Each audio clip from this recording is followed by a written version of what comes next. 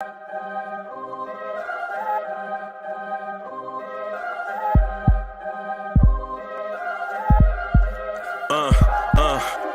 rank where the view is nothing less than phenomenal. For how I express and project from my abdominal. The only view better, both my daddy and my mama know. No living parents, my sons give me balance. My wife is my serenity, this mic is my identity. The world is foul enough, that's why I write without obscenities. Provoking danger with broken language and spoken anguish. Begging to get hurt, why would you ask to go through changes? Yes, Lord, life's a chessboard, master the angles. Control the tempo, be the one who holds the info. Acknowledge is just as deadly as machete swings. When spoken, the truth is as potent as that Medellin. While others swear the style is free, I just let it ring. Our time is undervalued, soldiers make us better kings. My fans on my shoulder, reaching after better things. Today I take the shot, for them I'd rather set the screen. My mama told me follow my dreams. My daddy told me get it by any means. Stand tall, make him bow to a king. But I've evolved, you can see the resolve. Look in my eyes when you speaking to God. Life and for those who we caught up in using what I was taught with the muse. I guess they call it proving I'm more than an artist. Penciling out my darkest while sizzling out a harvest. And storing what gets me from A to B, just like garages. Instrumental with collages. Envision what I've been drawing. Broadway to give you rhythm like the great Lena Horne. So bent on, found comfort in the storm. Find peace and on when you see them others perform. Organized chaos. Yo! Welcome to the Knicks at Night podcast. I'm your man's Uncle Freezy. I'm joined by the host.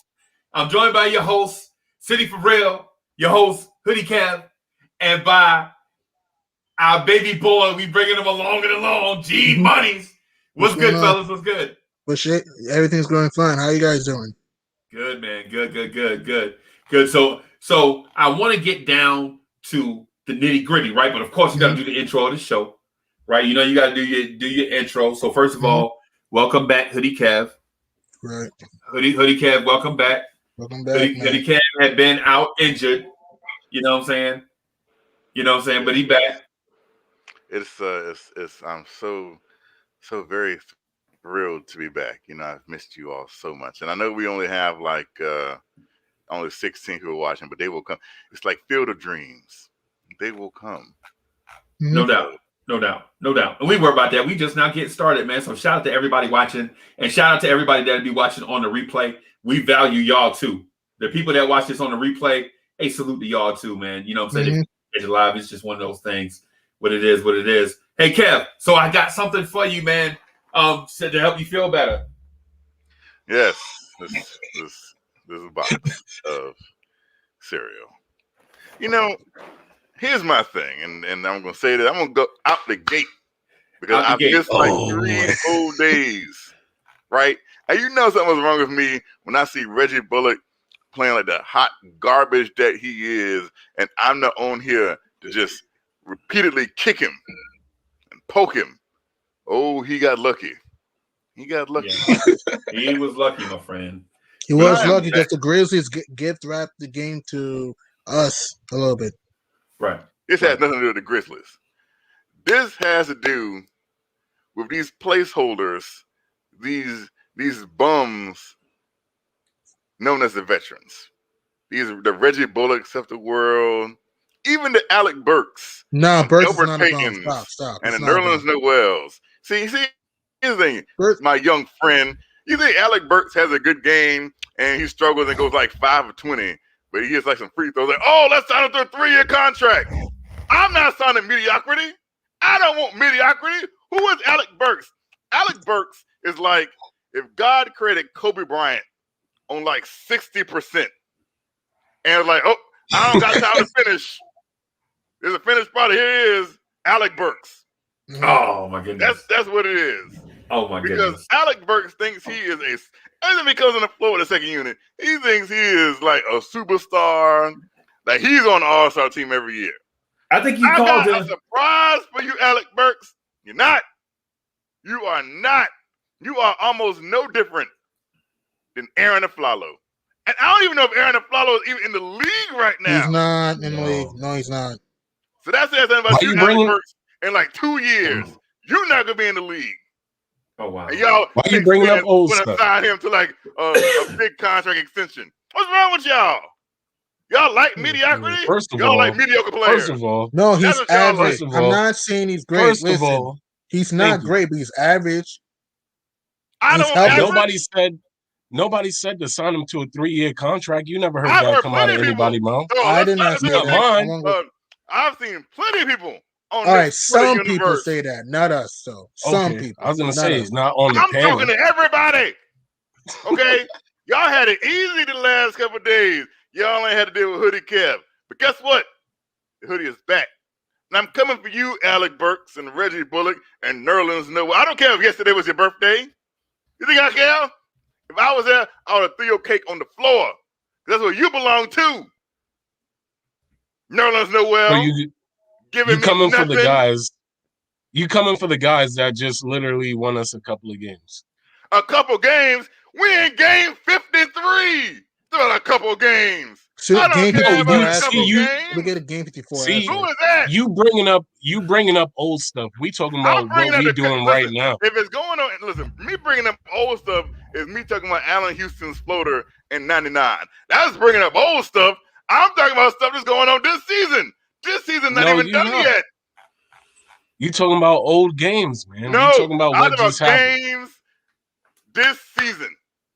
So if you want to talk about in that respect, then yesterday's game is old.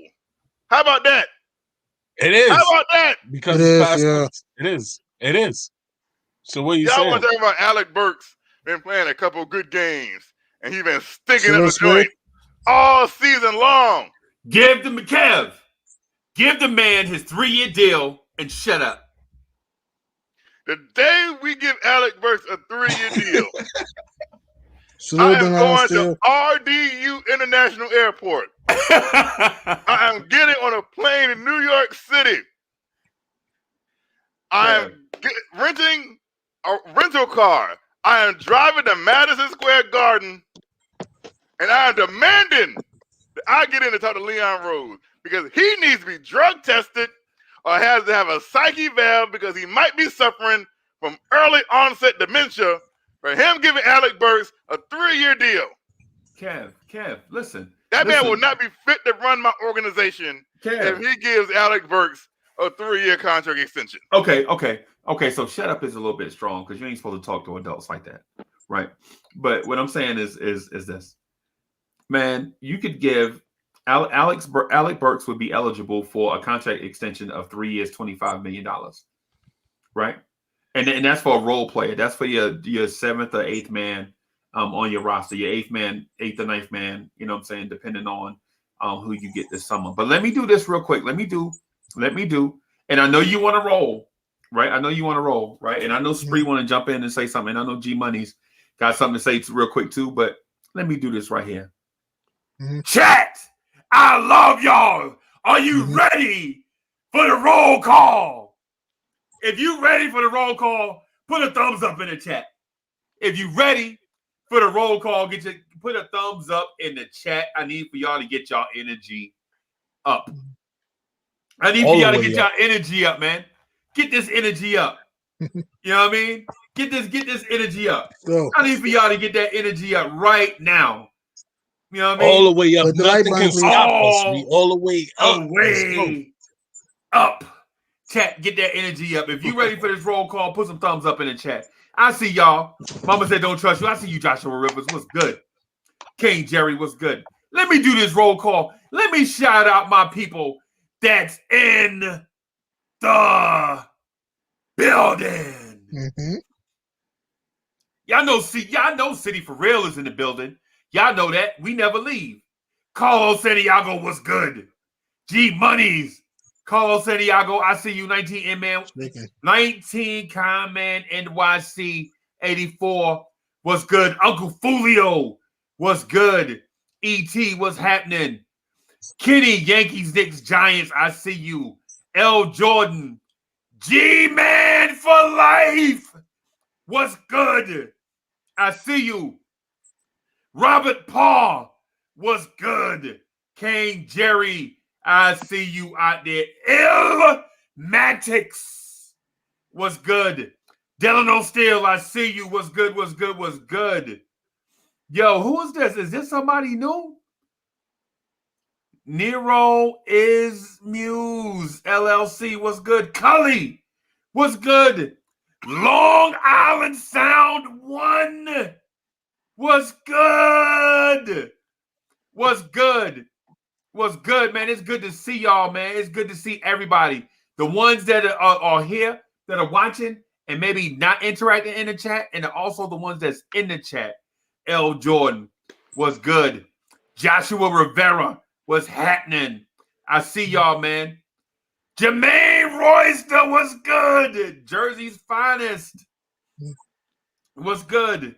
What's good? What's happening, man? It's good to see y'all. It's good to have the panel back. We back together, man. We like the temptations of this thing, man. We like the new edition of this thing, man. Hoodie Kev and G Money want to go at it right away, and I'm not going to stop them. All I'm going to say is this. All I'm going to say is this. Right? Hey, look at Josh, a.k.a. Uncle Fulio. He like, yo, Uncle Freezy, I know your breath kicking when you say in the building. It don't matter, bro. It don't matter. J Boogie, what's good? So J Boogie in the building. What's good? What's good? Yo, so Kev, I'm gonna say this real quick. I'm gonna say this to Hoodie Kev, and I know City, G Money, and Spree gonna want to jump on. Hey, Spree, I'm sorry I missed y'all joint, man. I messed around. And I missed it too. I took a nap, and bro, I slept, no lie.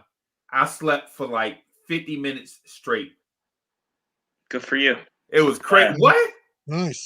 I need you to sleep, man. No, man. I need you rested. A rested Freezy is a safe place for everybody. Yeah, well. I'm glad y'all feel that way, man. But sleep, bro. I legit stayed up till 7 o'clock this morning. Right. I was up from about. I did it. So I did the next morning drive, I think, and then hung out. I took a nap for like 30 minutes. Stayed up for the rest of the day. Stayed up all the way till 7 o'clock this morning. Drove to Myrtle Beach, South Carolina. You know what I'm saying? Look for some, to shop around, look for some stuff. Let Miss Mocha burn up some money. You know what I'm saying? Drove back from Myrtle Beach and then watched Man from the other night, the Toronto Raptors joint. Shout out to Ryan Cleveland. And then I dozed off and took a nap and missed y'all joint. And I hated that. You know what I'm saying? I jumped up, man, and I was like, oh, God, dog it. But anyways, I got to throw this topic out here for everybody. Mm-hmm. So what do we, Prince Poti is in the building. Prince Poti, what's good? So I got to throw this thing out there, right? Mm-hmm. Right. What are we doing now? Are we playing vets to win games, or are we playing rookies? To what me, are we doing? I'll make this quick point. I think you should like shuffle with your line with your fibs. Like you could play some vets certain minutes, but don't overuse them. And when you have a rookie like Obi who's playing well as of late, maybe you could experiment a little bit. I'll be fair, you could experiment using Kevin Knox a little bit though, like a few games here and there. So if I were Fibs, it depends on the matchup and depends who's giving us production though, because we have 19 games to go and we're in a stretch run right now.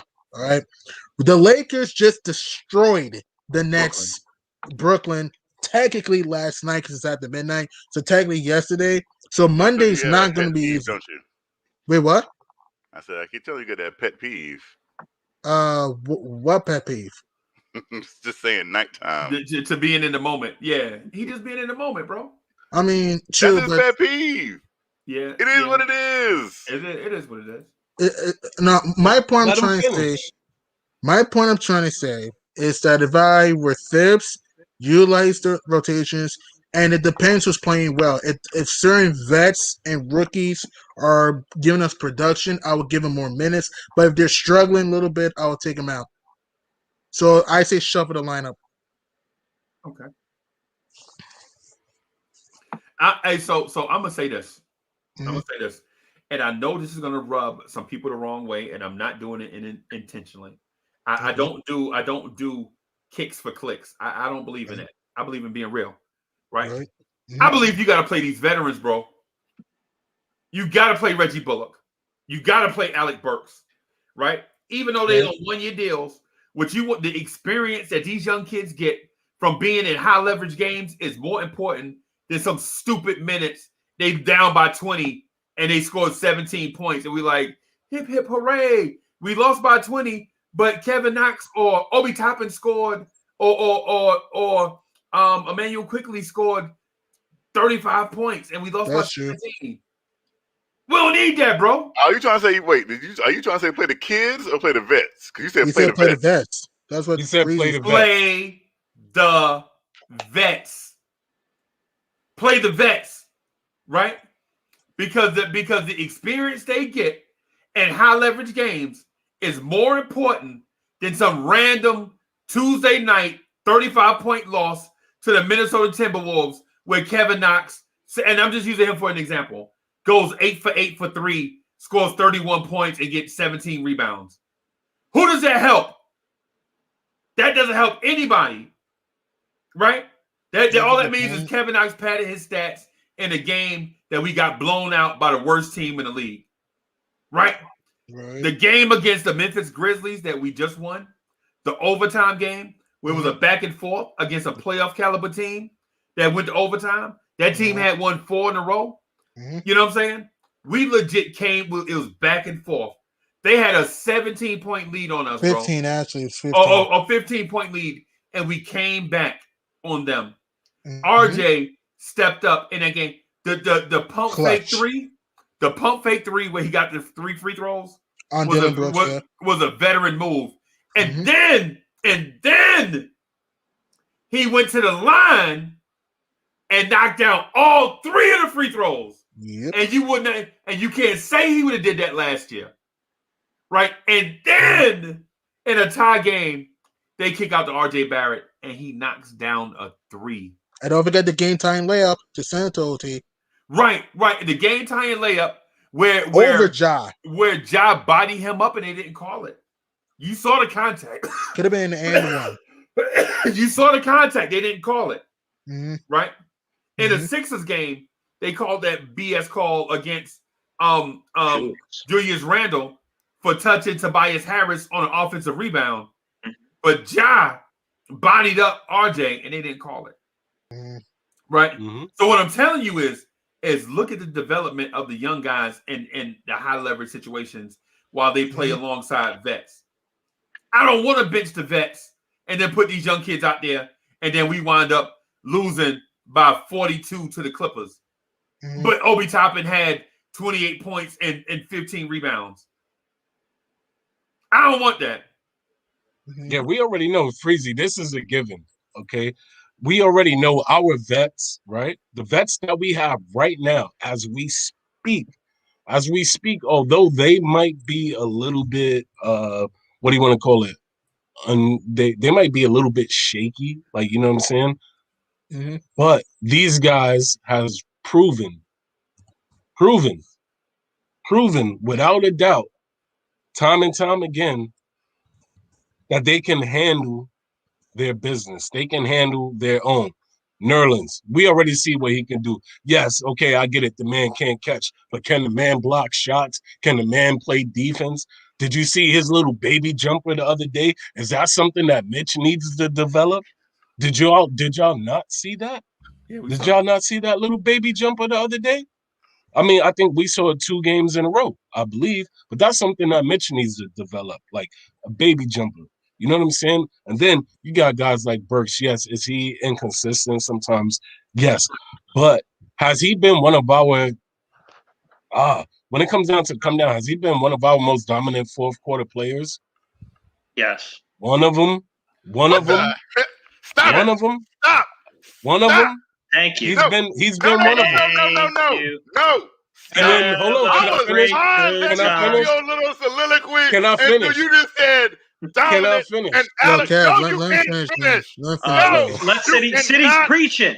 City's preaching. Let him finish. That is not preaching. You're not going to Can I sit here finish? and lie to the pulpit like He ain't this lying. and use the word dominant and Alec Burks in the same sentence, in the same paragraph, in the same book. How dare you speak So who's been? So what is wrong with who's been? Alec Burks? Who's been one of our dominant fourth quarter players? He had one game. That's not That's one game. That's not true. One game. He scores some points in the fourth quarter, and now one he's game. dominant. Only one game. Now he's Only one game. I guess his new nickname Only one game. would be Mariano Rivera. Whenever Alec Burks comes in the fourth quarter, the guard needs to play Enter the Sandman. Because this is what happened. Is the closer of the New York Knicks because he had a couple points in the fourth quarter. Nobody said that. No, this is team in the NBA, the Memphis Grizzlies. What is wrong with you, City? This is what happened. This is what happened. Is a horrible basketball player. He's off his medication right now. Is dominant. Listen, the man. Go ahead. Listen. I am gone for 3 days. Yes, and you're off your medication right now. Yes, you're off your medication. Let's get your NyQuil back. Let's get you some more stuff for your throat and stuff like that. You know what I'm saying? Because listen. Just because he lied. Listen, you talking about one game. You talking about one game. Oh, Alec Burks only had one good game in the fourth quarter. Are you serious right now? He said multiple. And you really sit here and say that right now? I think we need somebody. Hold on. Let me go and get something real quick, so that way you can take some meds, you can relax, and you'll be all right. Just fall back, bro. It's okay. Like, you know what I'm saying? It's okay to give Alec Burks some props because he's had more than one game that he scored big in the fourth quarter. If you don't remember, that's okay. If you don't remember, that's okay. You got plenty of devices. I mean, Fred and Barney, what are we talking about right now? He also scored big against Sacramento. He also had a big overtime against Philadelphia. He had a big hit against Brooklyn. Sacramento. What about the Wizards game? Is Chris Webber the Wizards game came up big. What about the Nets game when he hit the said that. I never said that. But he's had some big fourth quarters and overtimes, bro. He just said he came up big against Sacramento. Also Washington. What is happening here? Also Brooklyn. Brooklyn, did we win? Doesn't matter. He came up big. Doesn't matter. We're talking about if he played good or not. This is what I'm saying. Nobody's saying he's Mariano Rivera. We're saying he's he's not. He's not a star, but he's not a bum. He's a featured guy. And you know what? Tom agrees. He's not a bum. They're putting the ball in his hands in money time. To give Randle. And that's why we're broke. Because they're putting the ball in his hand on money time, and we wondering why he ain't got no money. Nah. Because he done lost it all. What was that character on Dave Chappelle's show? Ashy Larry. That's who Alec Burks is. You give your money to Ashy Larry, he go down in the basement and lose all your money on the craps. You should say thank you to Mr. Burks for that beautiful overtime performance. You should say thank you so much, Mr. Burks, for saving my 9 in overtime. Big three gave us the lead. A runner to put us up 3, I think, and then went down the lane for a layup to put us up 5. Yeah. This is a man who just had 0 points like 2-3 games ago. Don't matter, man. He came through against the Grizzlies. 0 points. Remember in the movie? Remember in The Fifth Element? He's like 0 stones, 0 crates. Alec Burks gave us 0 points. Do you watch the game? And I ain't gonna lie to you, Kev. So I ain't gonna lie to you. My point is this. There's a difference between what we're talking about. I'm saying play the vets so the young guys can get experience. Right? That's what I'm saying. Like I legit just gave you an example of the overtime game where R.J. Barrett stepped up and was the closer. With these vets coming down the stretch, I don't buy into that. I'm on Hoodie Kev's side, right? But you got to play them. You got to play the vets because when you play rookies on top of rookies, other rookies not going to put rookies in a position to succeed. You got to have vets out there to have the rookies in a place or the young guys in a place to succeed, right? Because when you didn't play the rookies, you were 2-8 and 1 possession games. Right? And then you went to R.J. Barrett to eat against the Grizzlies, who had a lot of good perimeter defenders. Desmond Bane, Brandon Clark, Dylan Brooks, all them guys that can defend perimeter guys. And R.J. Barrett killed it. And before that, we played the Celtics and lost. Elfrid Payton looked off R.J. Barrett. I saw at least 4 times. R.J. Barrett finished the game with 29 points against elite defenders. Marcus Smart, Romeo Langford, and Jaylen Brown. Jason Tatum's okay, right? He getting there, right? But R.J. Barrett against Marcus Smart, Romeo Langford, and Jaylen Brown scored 29 points on 9 of 14 shooting. And hit 6 threes too. And right, exactly. He hit 5 and threw up the last one at the end of the shot. You know what I'm saying? Whatever. Yeah. It went in. It went in. It count, right? But I'm talking about the high pressure threes, right? So he's 6 for 6 from 3. Elfrid Payton was looking him off, right? And I know y'all are like, well, Uncle Freezy, how you gonna say play the vets? Elfrid Payton is a vet, right? I get it. I dig it. What I'm saying is, play the vets, but don't put them in the high pressure roles, man.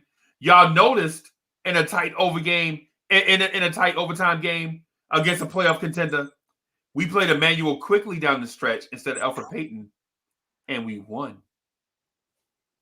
Yep. Quickly, Burks. But before Quickly, we were 2-8 down the stretch in 1 possession games. Right? I'm just saying. Hey, Freezy. Yo, Freezy, can I do something real quick? Real quick, Kev. Real quick. Yeah, man. Yeah, My daughter wants to say hi to Uncle Freezy, so she's going to say hi to Uncle Freezy. You want to say hi to Uncle Freezy? Hi, Uncle Freezy. Hey, baby girl. How you doing? Hello, how you doing? He said, hey, baby girl, how you doing? Here, look. Hey, baby girl, how you doing? Good. Good to see you. Nice to meet you. Hey, you know that guy right there? You know that guy right there by you? Who is that? That's Pop Dukes? My dad. Oh, man, that's our friend. Your dad knows more about the Knicks than Hoodie Kev. Yeah, that's our friend right there. That's our friend right there, and we love him. That's our friend right there, and we love him too.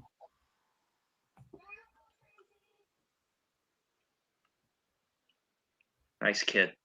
Yeah. There you go. He's funny. Yeah. Hey, City. Now you see why we yeah. say. What's up? Okay.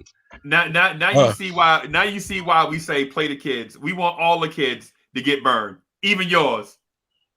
Yeah, she was. That's one where she's like, "You on about Uncle Freezy?" I was like, "Yeah." I was like, "Why? You want to say hi?" Yeah. So okay. Hold on. I was like, okay, hold on. I'll do it real quick. Yeah, man. The kids love the show, man. The kids love the show. Oh my goodness, who let CP? Is that CP the artist? It is one and only. Oh, it's just got real. One and only. Let me bring the egomania. Okay. I promise I'll be worthy. Oh my goodness. It's getting heated in here. Oh my goodness. What's going on?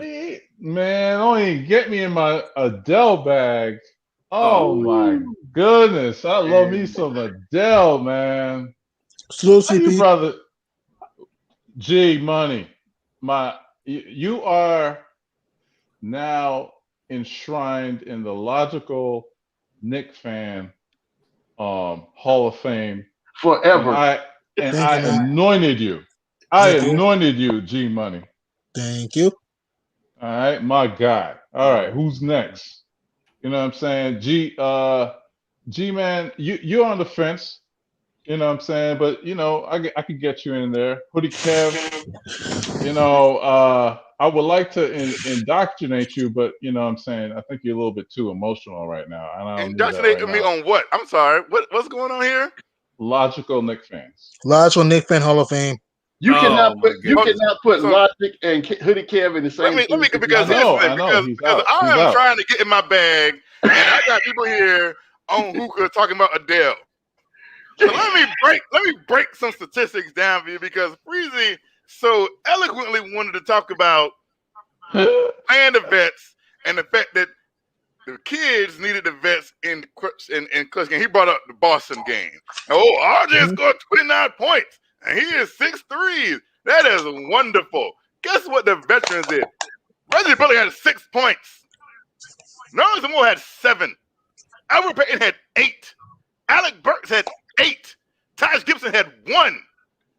And these are the people that you want to play? These are the people that you want to play. That's what we're talking about now. You want to play people who can't even get 10 points. Dude, most of these guys have been in the playoffs before, man. Money. Hold on. So then you want to sit here and you want to talk about, they played a big against the youngest team in the NBA, the Memphis Grizzlies. Yeah, we're on the hottest winning streak. That is. And fine for the playoffs. That is the veterans you speak of. They came up good against the youngest team in the NBA. Dude, but then when they played against a playoff caliber team, none of the veterans can get 10 points. None of them. The Grizzlies are a playoff caliber team. What are we talking about? Hoodie Cap, where do you rank Alec Burks as far as clutch gene on this team? 0. Oh, boy. I'm being serious. That's a serious question. Among all the guys on the team that you want taking a shot, where do you rank him?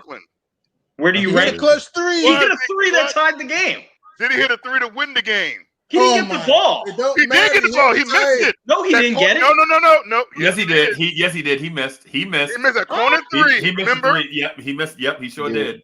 No, but that wasn't after he made the 3. I'm talking about after. That was a shot that would have put us up. Yep, he missed the shot. He missed the shot at the corner. Yeah.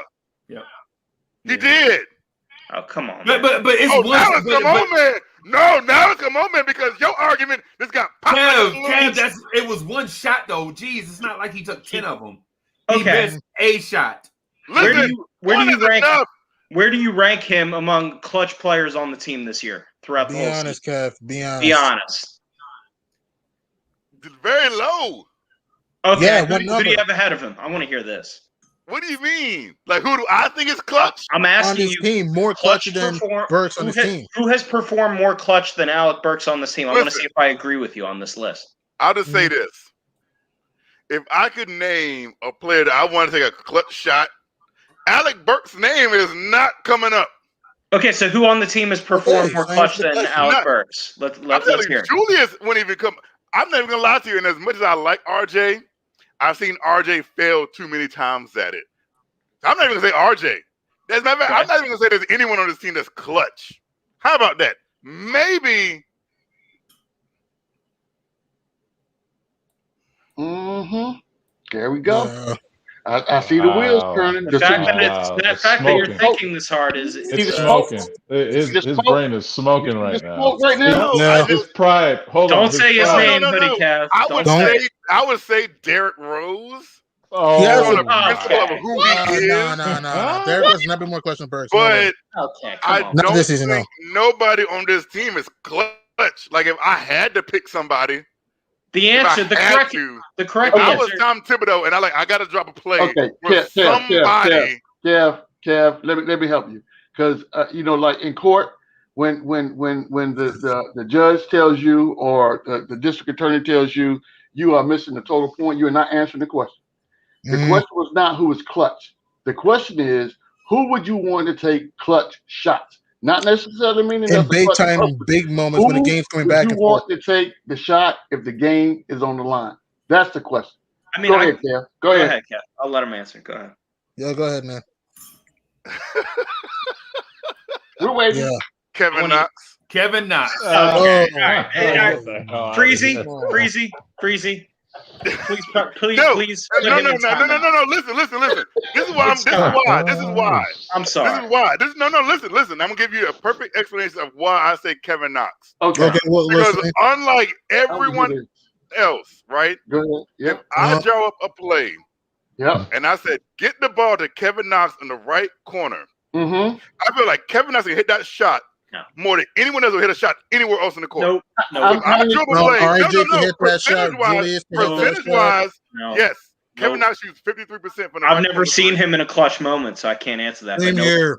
No, I mean you don't see anyone in the clutch moment. Listen, I've seen Alec Burks in a clutch moment. Yeah, I have. It's not good. Have I seen RJ in the clutch moment? Yeah, I have, and it's not good. RJ's been good lately in the clutch. RJ's improving the clutch this season. RJ's improving in the clutch. Again, if I'm going to take not good against unknown, I'm going to take unknown rather than not good. Okay, so Kev, let me rephrase the question for Spree. Let me rephrase the question for him. Go ahead. Tell me who on the team would you like to take the clutch shot for the people that are actually playing during the game? How about that? Yeah, that's a good question. How about that? When the game's coming down to the wire, when we need How about baskets, people that are actually on the floor. Haven't we seen them fail time after time again? No, Kev, you're not going to do this. Not tonight. Not going to do what? Tell the truth? I'm sorry, Knicks fans, that the truth hurts y'all. You are not. We have poor performers in the clutch. Because if they weren't poor performers, we wouldn't be 2 for 8. How about that? If they weren't poor performers, the team wouldn't be 2 for 8. No, what we're not going to allow you to do tonight is change the narrative. Tell the truth. You want me to lie? No, you want me to lie? That's what you want me to do? I want you to answer the question. Dude, I want you to answer the question. The question posed before you on your return is this. Out of the people that actually play on the court during the game, that actually get game minutes, who would you like to take a clutch shot in a clutch moment? Who is that? My question is this, and I'll answer your question. Please do. But I'm waiting. I'm waiting. I feel like we've waited a while here. I would say Julius. Okay. Fine. Next. Debatable. All right. And I mean, you're going to take one shot. But the question originally what was your second one? Second one. The original RJ. question. Hold on. Okay. The original question we asked was how many shots we drawing up? So here we go. RJ, Julius don't have you got to draw up multiple plays. Yeah, you do. You think Phil Jackson will draw multiple plays? He's like, listen. No, they draw plays with multiple options. One play with multiple options. Yeah. So you remember the last dance? You said Randle and RJ. Okay, fine. I'll hear that. And Who's the third one? Hold on, y'all remember the last dance? The Chicago Bulls it was Jordan, Pippen, Steve Kerr. So remember the last episode where they were talking about like what was happening to your mind that last play? And Scottie Pippen was like, what was you doing when Jordan had the ball? And Scottie Pippen was like, get the hell out the way. that's it. Get the hell out the way. My thing is you can drop all these plays, but it's up to your star player to make a decision. Tom Thibodeau can draw the play to put the ball in Julius' hands. It's up to Julius Randle to decide what he's going to do. Now, and I've had issues. Julius, this is a different topic, but Julius has settled too much. That tough fadeaway at the end. And sometimes he either turns the ball over at the end or so. No, Julius has had a great season. Don't get us wrong, but it's like bad example. Last game against Memphis, he shot the ball way too early when we were down by 1. And he made the adjustment. Credit to him in overtime. He got an and one by driving to the basket. I'd like him to drive and put the onus on the officials with his left hand, where he's usually good, or spray the ball out like he did to RJ and OT. Right. You don't always have to take the final shot. We're trusting you to make the decision because he deserves to make the decision. Exactly. You gotta make your teammates better, man. Now, but so far, okay. So RJ's improving in the clutch. I think he played well. Who else, Hoodie Kev? So you named 2 guys. Who's the third guy? Listen, I've already given you my overall answer of anyone on the 1 to 15 man roster who I would want taking the clutch shot and where I want him taking that shot at. Now, I'm sorry that y'all aren't happy with my answer, but y'all are going to get me to keep saying stuff that I don't believe. Alec Burks is in I'm third? going to say this right now in 38 minutes. Alec Burks is in third? Right, if Alec Burks is I do not trust Alec Burks. If somebody had a gun to my head. What? Alec Burks is in third on your list? That's ridiculous. Oh, my goodness. I wear a size 38 in coat. How is Alec Burks not third on your list? I want to look casket sharp because Alec Burks is going to be the death of me. Alec Burks is performing very clutch. And Alec Burks was clutch against Philadelphia, too. Don't forget. Oh, my goodness. Did we win these games? Y'all know he's been clutch against teams we've lost to. How is he not third? Alec Burks helped us win these games by being clutch. No. Alec Burks. He also was clutch against Milwaukee, hit a clutch 3 at the right wing to put us up 3, remember? Weeks ago? Milwaukee sealed. Doesn't matter. He hit the shot and won. It doesn't matter. Scorer He hit was the shot and won. Jordan Nora. It doesn't It's mean not anything. like we was going He up hit the against shot and won Giannis the game. Chris Middleton and Drew Holiday. Holy Alec hell, Burks man. hit a clutch shot against the Kev. C-list team. What are we talking about? I am losing my voice again. I literally just got it back up. And y'all are making me lose it again by talking about really dumb arguments about Alec Burks. This is why you should, Kev, this is why you should pump your brakes, all right? Because Jay Boogie just said, hold on, let me get to it. Jay Boogie just said Kev is really mad that the Nets lost tonight. He been fooling y'all. He really, he really, and yo, shout out to Nick G. With this thought process, Frank would be clutch. In my chop voice. Yeah, for real though. Shout out to Derek for the $2 platter. We appreciate it. Kevin. Respect Derek. Derek said RJ was clutch versus Boston and Memphis. Kevin. Shot after shot. I agree. Let me be clear about something. Let me be very clear about something. You can't be clutch in a loss. Why? Yeah, you can. There's no such thing as clutch in a loss. That's because not you true. lost the game. That's not true. How can you not be clutch in a loss? Clutch in a loss. Who says that? When has that analogy ever been uttered in sports? If all of his teammates don't perform well, loss. If all of his teammates don't perform well, you're going to blame him when he makes the right plays? Come on, man. When have you heard, listen. When have you ever heard anyone say somebody was clutch in a loss? Carmelo versus Boston when he put up 42. Because you're Knicks fans and you won't make an excuse for anything. That goes with anybody. LeBron versus Let me Golden ask you a State. question. When he put Let me up ask you a question. James. Yo, Kev. What are we talking about? Are we comparing Alec Burks to LeBron James? Question? Yes. Jesus, Mary, and Joseph. Let me ask you a legit Donovan Mitchell versus the Nuggets. Right? Let me ask him a legit question. This is a legit question, right? So if your team is down by 3 and you hit the shot to tie the game, you hit a 3 to tie the game, is that a clutch shot? Did we lose eventually? Dude, is that a clutch shot? Is that a clutch shot? Yes. Did we lose the game? Bro. If you hit a shot to send it into overtime, is that a clutch shot? Not according to Did we lose the game? You it know doesn't matter, see?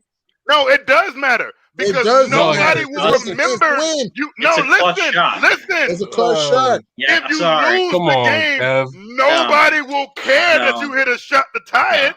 Nobody's going to care because you lost. I evaluate everything. They're going to care about the team that won. I'm a fan. No one's going to care about the team that lost. Well, that's your fault. Come on, Knox at night. That's the team that lost fault. Nope. What are you Knox at night? What are you doing? What are you doing? Like, what listen. What is wrong with y'all? Why are y'all making What is wrong with you? Kev, Yo, this man is off he's off his drugs today. Wait, I don't understand. When Burks hit that 3 in the Nets game, I'm talking about a 1992 trying to get away from team or something. Hey, Kev, hold on. Let me. I need to get something from CP the Artist, G Money, and G Men for Life real quick. I'm gonna start with CP real quick. All right. All right. CP, what's good? So CP the Artist, listen, man. I like the new logo, right? I like the blue and white. That's nice. That's popping right there. Nice avatar. Right. I love that. And I'm not trying to stroke your ego or nothing. It's just a compliment. Don't let this don't let this stuff get your head. I have one for every season. And I don't mind you stroking my ego, man. You know, brothers have to love brothers. And I hate that you've you know what I'm saying? We need to spread love in this world because we ain't promised tomorrow, man. You know what I'm saying? True. And pause. And pause. Hoodie Kev. You know I hate these dudes. Most of them on the panel. So this is just me and you talking, man. Hate is a strong word, but okay. Hoodie Kev. There's a saying, right? When emotions run high, logic runs low. Yeah. Okay? Mm-hmm. Your emotions are running high, my brother. We need some gotta air. bring this down a little bit so we could talk logic. Because we need logical Knicks fans in the world. We don't need emotional ones. You know what I'm saying? Look at him And go. to have Oh, Brian backstage. Nah, he just turned his he ain't camera there. He stepped away for a minute. He went to get his meds so we can have a logical conversation. Now, You see, this is why I say when you have opinions, you gotta talk with logic. This is what I'm saying. yeah, I love logical conversations. I love it when we could just talk without the emotions, where we could just talk about facts and Mm-hmm. come to gray That's all I areas, do on the because show. And use context too. Context matters too. context matters. Situations matter. You know what I'm saying? Mm. Black lives matter. Light skinned lives matter. Knicks lives matter. Anyway, I feel like when we get into these discussions, we got to stop having these personal agendas to be right. A personal agenda to be right, we're putting our pride and our egos on the line just to be wrong.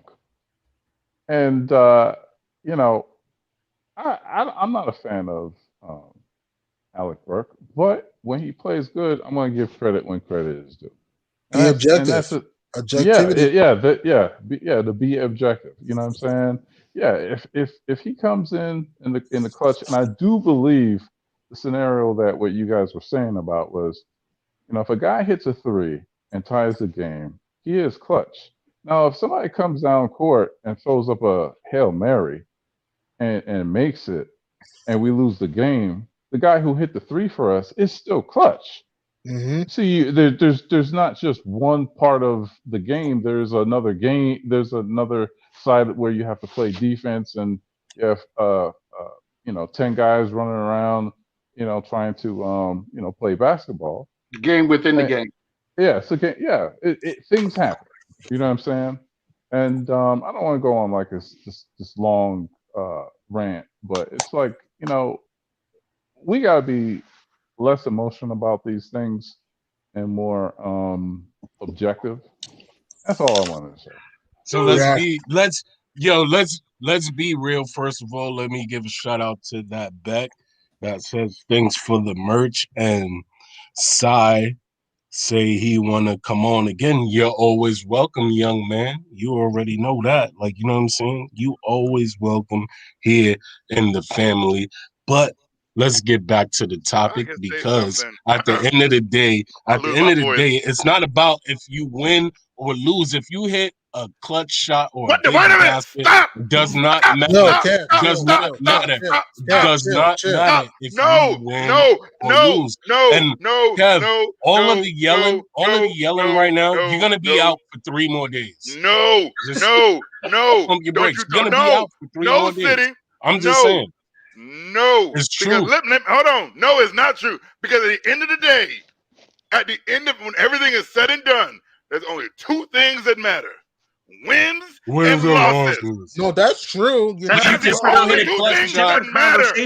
So don't sit here and say a guy can't hit a clutch shot if they don't win whether the game. You win or lose. I'm saying no. Yeah. But my whole thing right now is bad luck plays a part in the only things that matter. And I don't care how you do it. I don't care how you win or how you lose. But those are whatever which way it is. Those are the only 2 things that matter: wins and losses. So how you play the game doesn't matter. That. That's a different argument. We're not talking about winning. No. But I'm saying City said something. He said, throw it out the window. It don't matter. I said, no, that's the only thing that does matter. That's the only thing that does matter. Bro, People's livelihoods. People love it. I'm I trying don't to care tell how you, you you win, can hit a clutch how shot you whether you lose. win or lose. But those are the only things that matter. All City is saying is that you can hit a clutch shot in an NBA game, and we can consider it a clutch moment, a clutch shot, even if your team loses. That's insane that you don't think that. Really, in the history of the NBA, a person hasn't made a clutch shot, but his team has lost. Come on, man. Come on. Yo, shout out to Example, Derek Reggie too, Miller, real Game quick. 4, 2000, clutch 3, overtime. They lost that game to the Pacers. Now, if you want to say yes, winning is the only thing that matters. Nobody's I mean, to the disputing Lakers. that. I'm sorry, to the Lakers for this one. Nobody's disputing that winning is the only thing that matters. But I can't evaluate situations in basketball games and say or not whether or not there was a clutch shot by a guy on my team. Come on, man. Come on. That's well said, Spree. That's well said. What he's saying is we understand in a results-driven business that the bottom line is the only thing that matters, right? But in evaluating how you got to the bottom line, you have to look at these specifics in order to be better when you get in that situation where it's time to get to that bottom line, right? So by saying somebody hit a clutch 3 to send the game to overtime and you still lost, or you won, or whatever, saying that's not clutch is not really accurate, because what happens is in a situation where, say, Alec Burks hit the 3 in the game to give us a 1-point lead, you have to give Alec Burks credit for that, even though we lost, right? Because without that shot, we'll lose earlier. Sooner, right? Yeah, that's what I'm saying. So I understand where Hoodie Cab is coming from. I do, right? His thing is that at the end of the day, the bottom line is all that is what matters, right? But at the same time, he used conjecture, because he said earlier on in the year, man, you got to play the kids, man. The kids got to get better. The wins and losses don't necessarily mean that much right now because of these wins, but you can't say both. You can't say a vet is do or die, and a young player, you got to give them leeway. You know what I'm saying? We don't want to do that. We want everybody to be accountable. Everything that you do on the court, you want to be accountable for it. The vets, they should know better. The young guys, learn from your mistake. Don't make the same mistake 3 or 4 times within the same game. Right? Don't be a detriment to the team. Because once you start being a detriment to the team, you force the coach's hand. You force the coach to pull you off the floor. Yep. Like Kevin Knox was getting backdoored. And when Kevin Knox was getting backdoored, I understand he was in jeopardy, right? Like, because legit the players run for the backside defender to either cover the 3-point shooter on the wing, or give up or sag back and try to defend both, or give up the back door to the dude from the corner cutting baseline once the pass goes up. I understand that. Right. But the strategy for Tibbs is like, when this happens, do this. Regardless of what the result is. Execute this play. Right. And so Tibbs is saying, stay on that guy in the corner. We'll live with a dude shooting a 28-foot 3. It's either make or miss. But we don't want to give up a driving layup and potentially give up an and one. Yep. Right? That is the decision. That's the type of stuff that's going on with cats like Kevin Knox and such and things of that such. That's situational, right? That's situational. So to Hoodie Cat's point about, a guy hitting a 3, it may not be clutch in his eyes. It's a bottom line business. You can't just say it's all bottom line on some stuff and then say it's situational on other stuff. Like it can't be situational with Kevin Knox and Obi Toppin and Emmanuel Quickly, and then it's a bottom line business with Reggie Bullock and Emmanuel and Alec Burks. I got one for you, Freezy. Who says that a clutch play has to be a shot? A clutch play could be a key block. It could be a steal. I remember Bam Adebayo. Game 1, Eastern Conference Finals last year. Tatum went to the basket. Bam rejected Tatum. Clutch play right there that helped the Heat went to the NBA Finals. Let me keep going.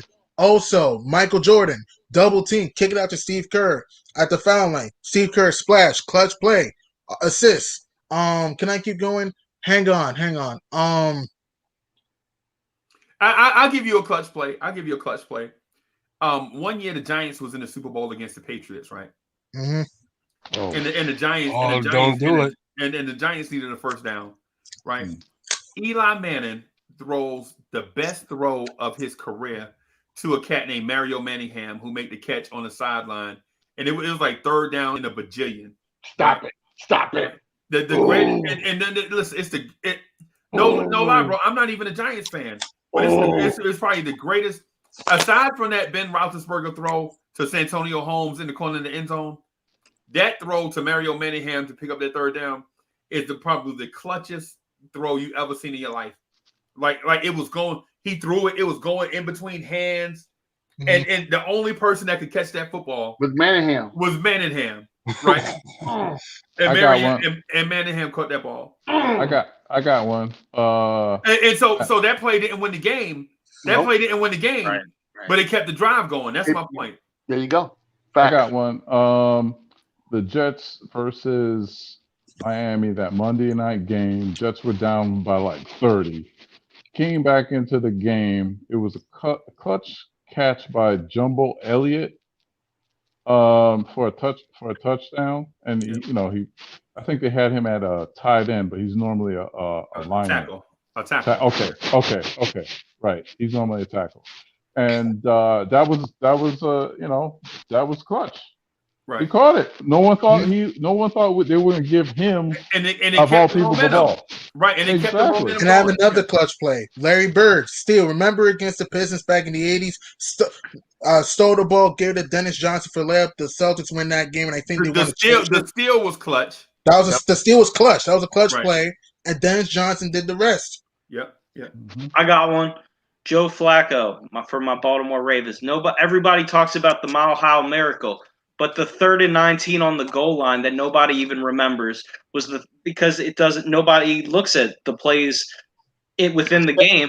Yeah. 3rd and 19 throw to Dennis Pitta from the bottom of his end zone. That was the play that set that in overtime that helped lead him. But nobody's going to remember that. That was clutch moment. I have another clutch play. Chris Bosh, 2013, Game 6. He rejected Danny Green in overtime. When San Antonio's down by 3. That was a clutch block, though. Because if he doesn't do that, Danny Green could have hit that shot, could have gotten a double overtime. No. I'm talking about in overtime. No. San Antonio was down 3. It was 103-100. Duncan threw the ball in inbound. Over. Danny Green was at the right corner. Chris Bosh came to block Danny Green's shot, and he won the game in overtime. Remember? Game 6? Okay. That was a clutch block. I'll give y'all real quick clutch play. And I don't know if y'all remember this. Only my Yankee fans will remember. But I was there at the game, and this is the reason why I remember it, right? So we at the top, right? It starts raining. We playing the Minnesota Twins, right? And I think we down by 3. Jason Giambi comes up the bat. It's like, I think it was like bottom of the 11th or something like that. Like, you know what I'm saying? And we just was like, yo, we on top, there ain't nobody down there. Let's go down there. And it started pouring raining. We go down there.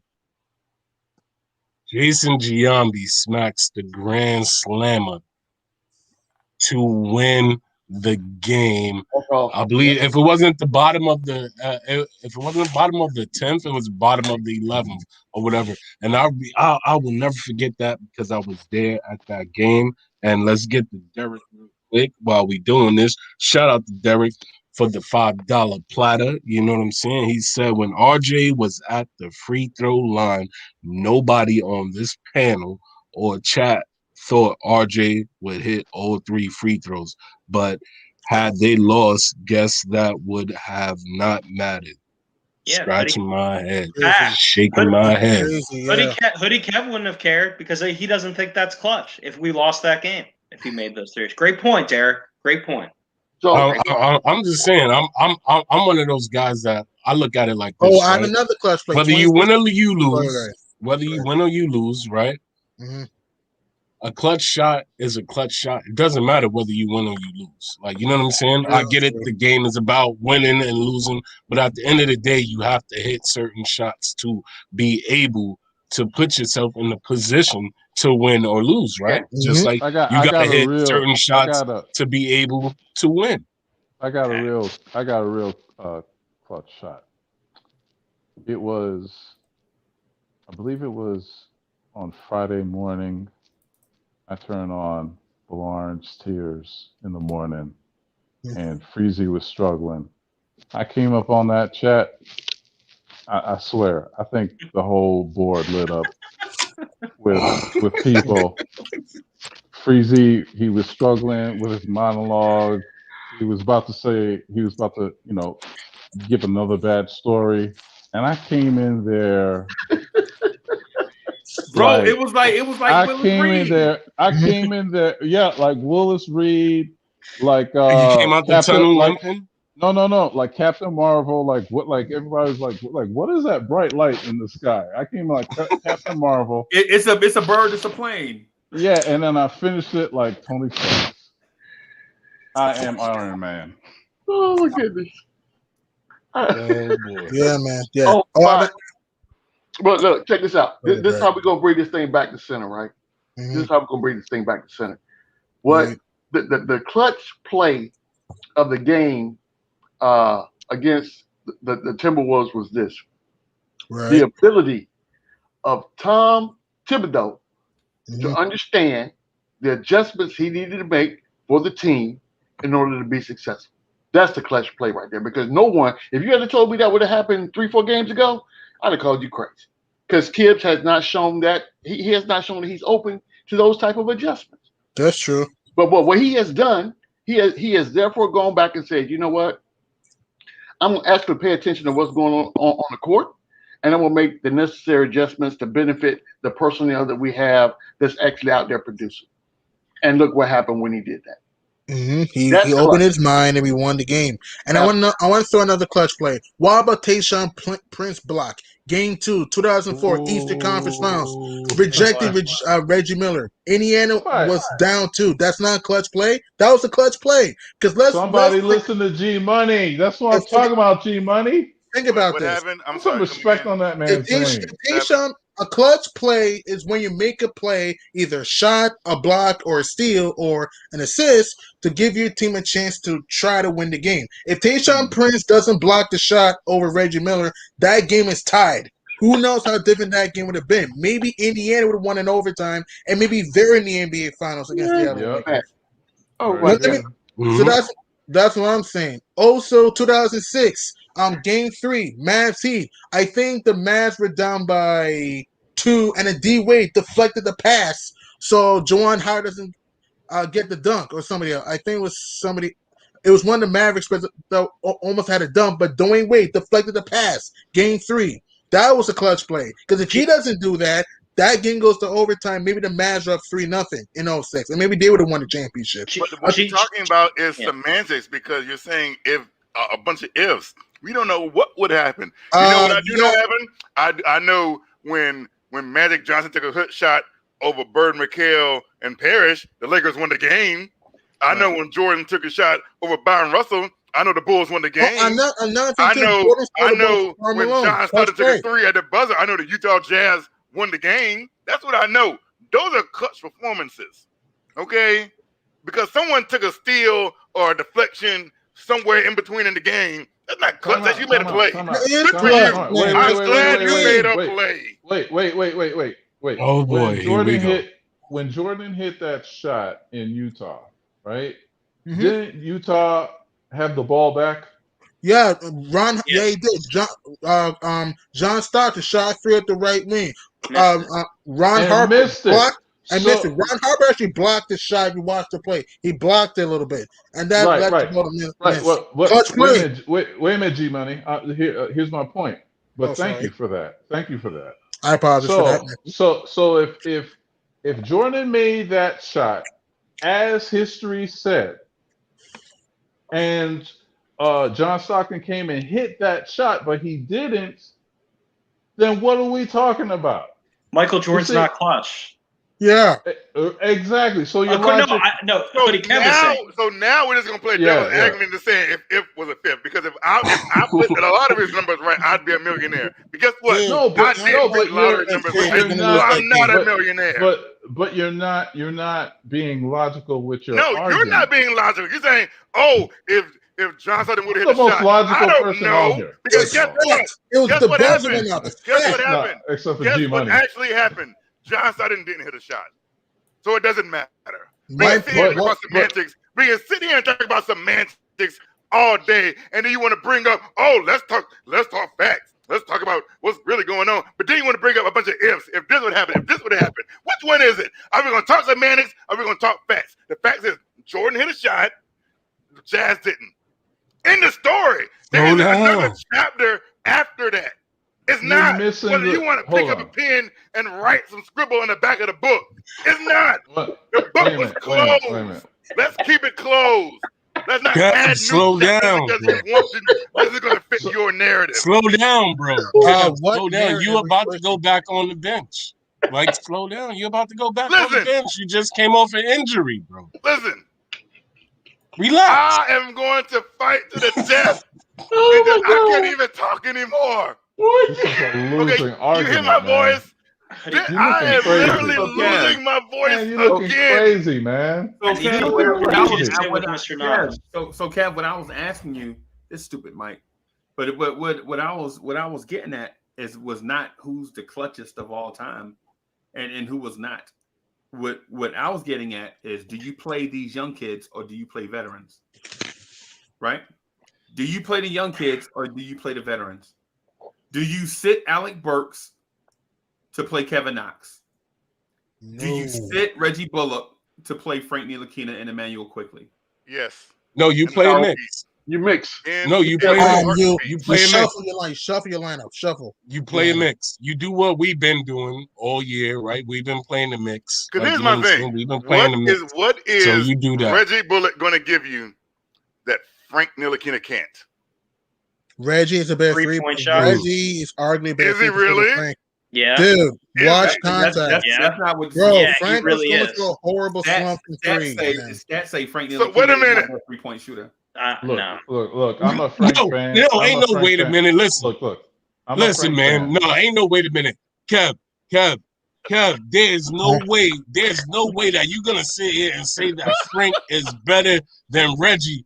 Has Frank ever dropped 6 or 7 3-pointers in one game? Never. Oh, God. Okay. Frank's Y'all trying to kill percentages me. are padded by the fact that he hasn't played. Like, Elizabeth is the big one. Thanks. I'm I'm a coming Frank to join you, Elizabeth. They're Listen, trying to kill me. Listen, I'm a Frank fan, but he looked shook the last few games that he played. Didn't want to take a shot. Didn't want to get to the rim. Right. At least we get that from Alec Burke and Reggie Bullock. Hold on. They're going to go down. Has They're Reggie going to go Bullock- down shooting. Has Reggie They're Bullock going to go not down looked shook shooting. and not wanted to take a shot? Frank Has was Reggie Bullock unplayable in not got Milwaukee. into the rim? Frank Because got you can say the same thing. Frank about got an Reggie Bullock. opportunity to Kev, start. Can you Kev, say the you got same me. thing about Reggie Bullock? Frank got an Kev, you- opportunity to start at Can Milwaukee, and he you was unplayable. Say the same thing Kev, about Reggie Bullock. No, Is Kev, yes. no. So No. Reggie Bullock doesn't look tentative at all. no, he You hasn't never- looked tentative for doesn't. like 2 Yeah. months. Oh, sweet. Why y'all lying? He's Why getting y'all shots up. sitting here on live YouTube? No, he hasn't been lying? tentative. If you He's did, literally, No, I asked you a not a straight lie. question. I never said, lie. has Reggie Bullock looked tentative? Nope. And you said Nope. no. Nope. I said that. I said So, no. so, Kev, Compared to Frank, let me What's wrong with y'all? let me help you out. Let me help you out, Kev. I'm gonna help you bring your blood pressure down a little bit, okay? Because right now the veins are popping out the side of your head, and I don't want you to have an aneurysm. So the answer to your question is this: Reggie Bullock has not looked tentative. Where he has looked is inconsistent because his Correct. shooting has been horrible thus far.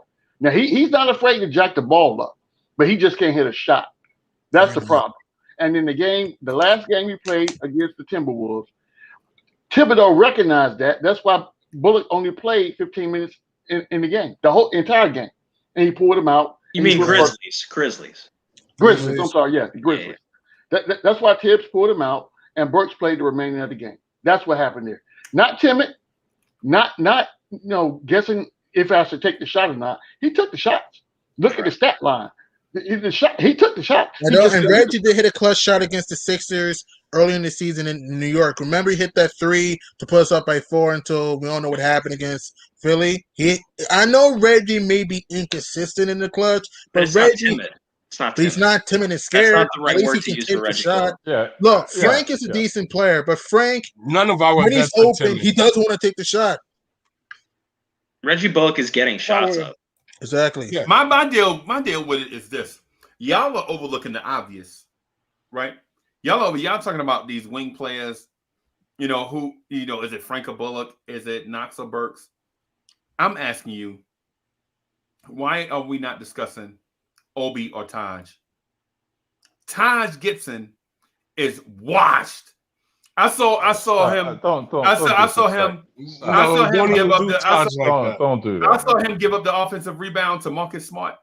Right, Taj saw the ball first, and before Taj was like, "Man, I should die for that ball." Too late. Marcus Smart then already ran over there and got it. While Taj Gibson reflexes was so slow, he was thinking I should grab that ball. Taj is still pretty strong. I don't. Freezy. He's I still don't pretty know. strong. Listen. Let me hear me out before y'all smash my point. Right. So we're talking about two dudes that are about the same size. Right. Two dudes that are 6'9", 220 something, whatever. Right. We're talking about two dudes that play with hustle. Right. Two dudes that play with hustle and energy. Right. Yeah. We're talking about two dudes that are inconsistent from three. True. Right. Two dudes that does not have a reasonable impact on the on the glass. Right. Taj is going to get you about 4 or 5 rebounds, maybe 6 if he ate a Snicker before the game. Right. Obi is going to get you about 2 or 3 rebounds if he can find out what a basketball look like. Right. Why is Tibbs playing Taj Gibson over Obi Toppin when you can? Because Obi is legit playing about somewhere between 9 and 13 minutes, and Taj Gibson is playing 17 minutes a game. Behind Nerlens Noel. Nerlens Noel is legit 6'10", 199 pounds, playing center for us, right? And he's getting bullied all the time, and y'all see it. You saw it in the Memphis game. Where Valanciunas was legit look like a guy from Game of Thrones out there. He was killing him around the post and the block. Right. That's a fact. Right. So why is not Obi splitting the minutes between those guys, and instead of you having Obi backing up Julius Randle? I'll tell you why. Because Obi does not rebound and he doesn't like contact. He plays light skin. And come on, Freezy. Let's tell the chat, let's tell the world what this really is about. You know Taj Gibson looks just like me, and you hate him for it. That's what it is. And Taj is still pretty strong. And wait, G-Money, I ain't done, right? Oh, sorry. Obi don't got no neck, and you don't got no neck. And that's why you want him over Taj. God, dog, keep it real. How did you figure that out so fast? Come on, how did you figure that out so fast, man? Come on, dog. Let us have some fun with it. Y'all on fire tonight, boy. You know darn well when you see Taj, you said, "Damn, it looks like CP the artist," and I hate that dude. And you find any little reason why you should hate Taj Gibson.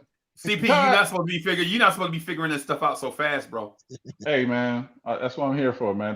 Didn't I brand you? I branded you, and because I studied you.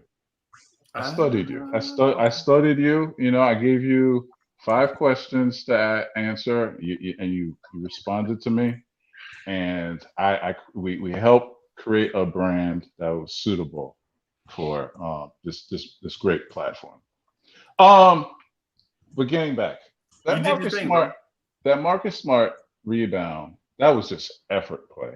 That was an effort play, and Tristan Thompson was killing us on the board. Hey, who's more athletic, Marcus Smart or Obi Toppin? Obi Toppin. Obi Toppin. Obi Toppin.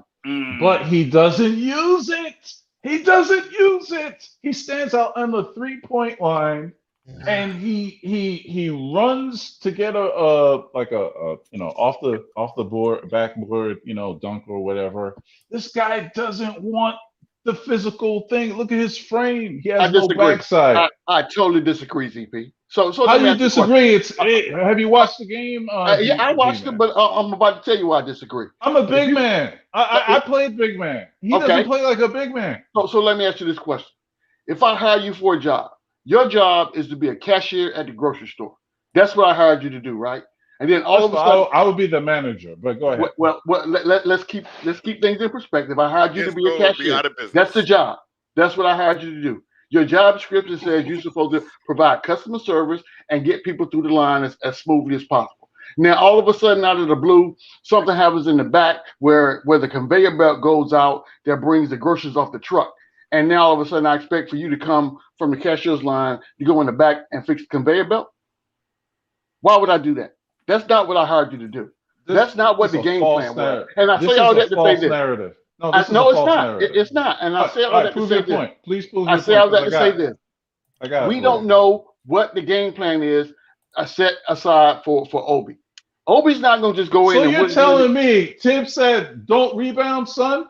No, that's not what I'm telling you. What I'm telling you. Then what are we talking about? Do we talk about rebounding? This is what I'm telling you. Don't argue for the sake of arguing, man. I'm not. I mean, come on. This is what I'm telling. All right, I'll let you go. Okay, thank you. So what I'm telling you is this: you make it seem like that the sole reason for Obi to be in the game is a rebound. That's his sole purpose. I'm not doing nothing else but rebound. It's one of his purposes. Say again? It's one of his purposes. Okay, if he's around the basket, yeah. But Obi, the way he's been playing in his half court set, Obi is by the 3-point line waiting to cut to the basket when nobody gets him the ball. That's where he is. If you watch the game, that's where he is. So how can he rebound from standing outside at the corner waiting for a ball? Let me interject. But CP, let me interject something real quick, because in the game that you mentioned, and in the game that we mentioned, right? So I looked up the stats. Taj Gibson played 28 minutes. This is against the Grizzlies. Taj Gibson played 28 minutes and grabbed 8 rebounds. That's right. Second house rebounder in the game.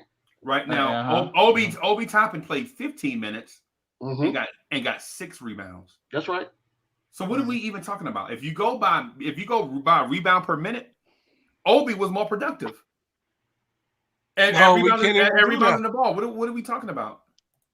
We can't even do that. We can't even do that because we're talking about end of the game plays that basically like me, man. don't really amount to nothing, because you can't say he was more productive because of the minutes that he played, when who knows what was happening on the floor when he was like, I don't even want to get into that type of stuff. You know what I'm saying? Taj, we already know what Taj gives us, right? Taj gives us heart. Taj is the old guy that's still diving on the floor. We Planeteers? You know what I'm saying? You know what I mean? Taj is the guy that knows what Tibbs wants to do on the offense. And nobody here right now can say that Taj has just been an abysmal player for us. No, he's been the times that he's came in the game. I could throw up in my mouth. Serviceable. The times that he's came in the game, he has produced and did things on the court. Scrapping for you cannot say when Taj came in the game that he was bum juice. You can't say that, bro. Yeah, I can. Has he had a couple of games? Hold on. I can point to a specific game. He got manhandled by Mr. Kardashian. He got manhandled by a dude named. Okay, that's one game. That's one game, but overall, his production has been solid. But bro, what I'm saying is he played 20 minutes, had 4 rebounds in 20 minutes, and scored 1 point in 20 minutes, right? And Obi Toppin played 11 minutes, had 1 rebound, and scored 2 points. Can I say something? So what? We seen quickly go this says it all. This says it all right here about Taj. I saw Jordan Nora and Giannis Antetokounmpo killing Taj Gibson. Killing him.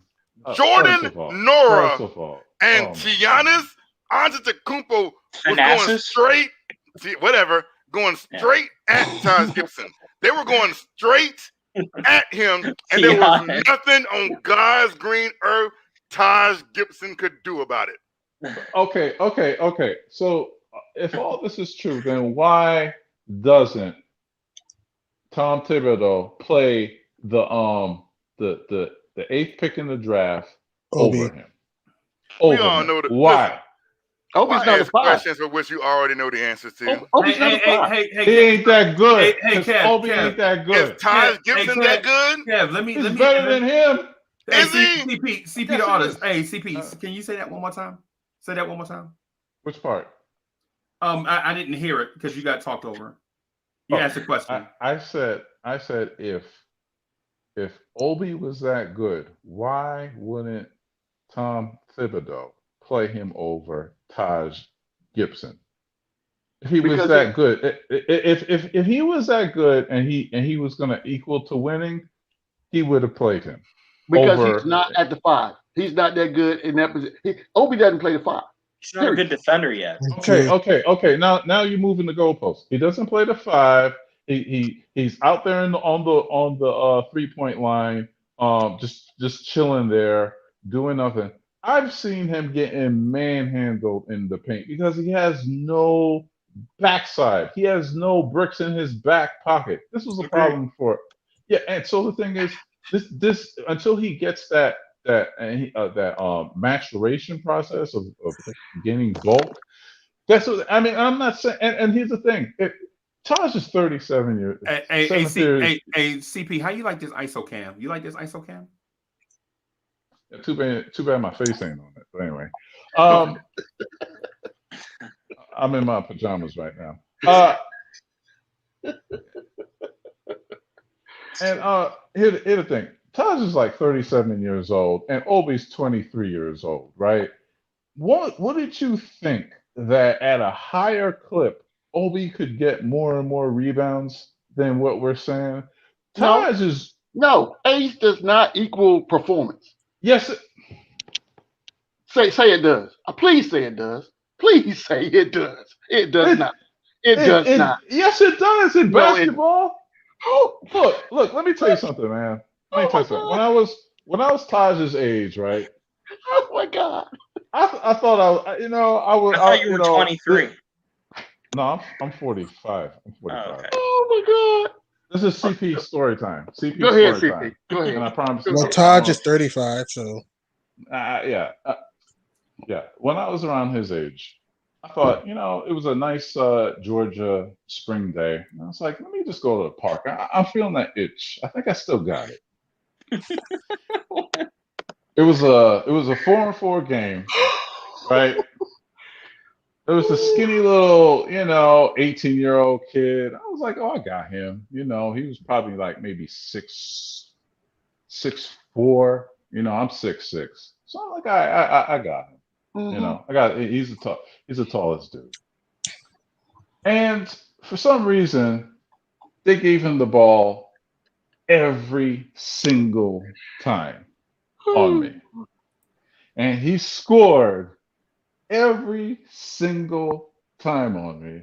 That I had the most humiliating thing in my life happen. And they said, nah, switch. I had to guard some little white boy. And this floppy-headed white boy was busting me too. I couldn't guard him on the perimeter. You know what I'm saying? I just saw his hair in the wind. He had red hair. You know what I mean? He was probably wearing what do you call it?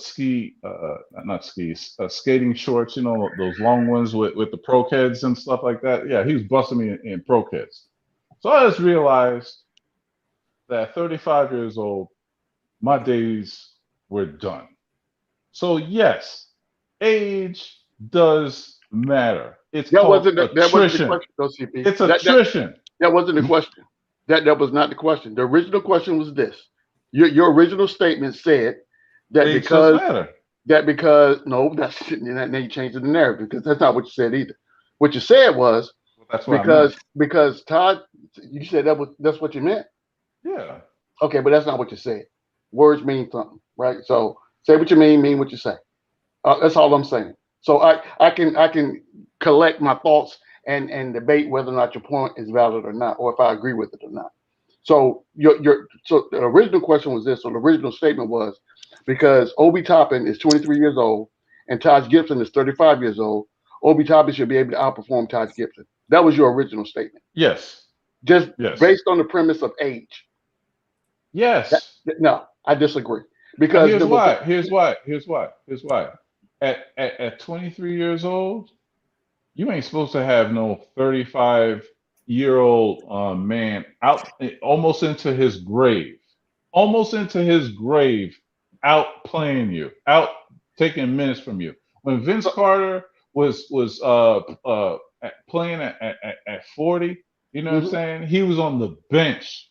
He was coming off the bench. So if you have this supreme athleticism, Obi could touch the backboard and jump out the gym.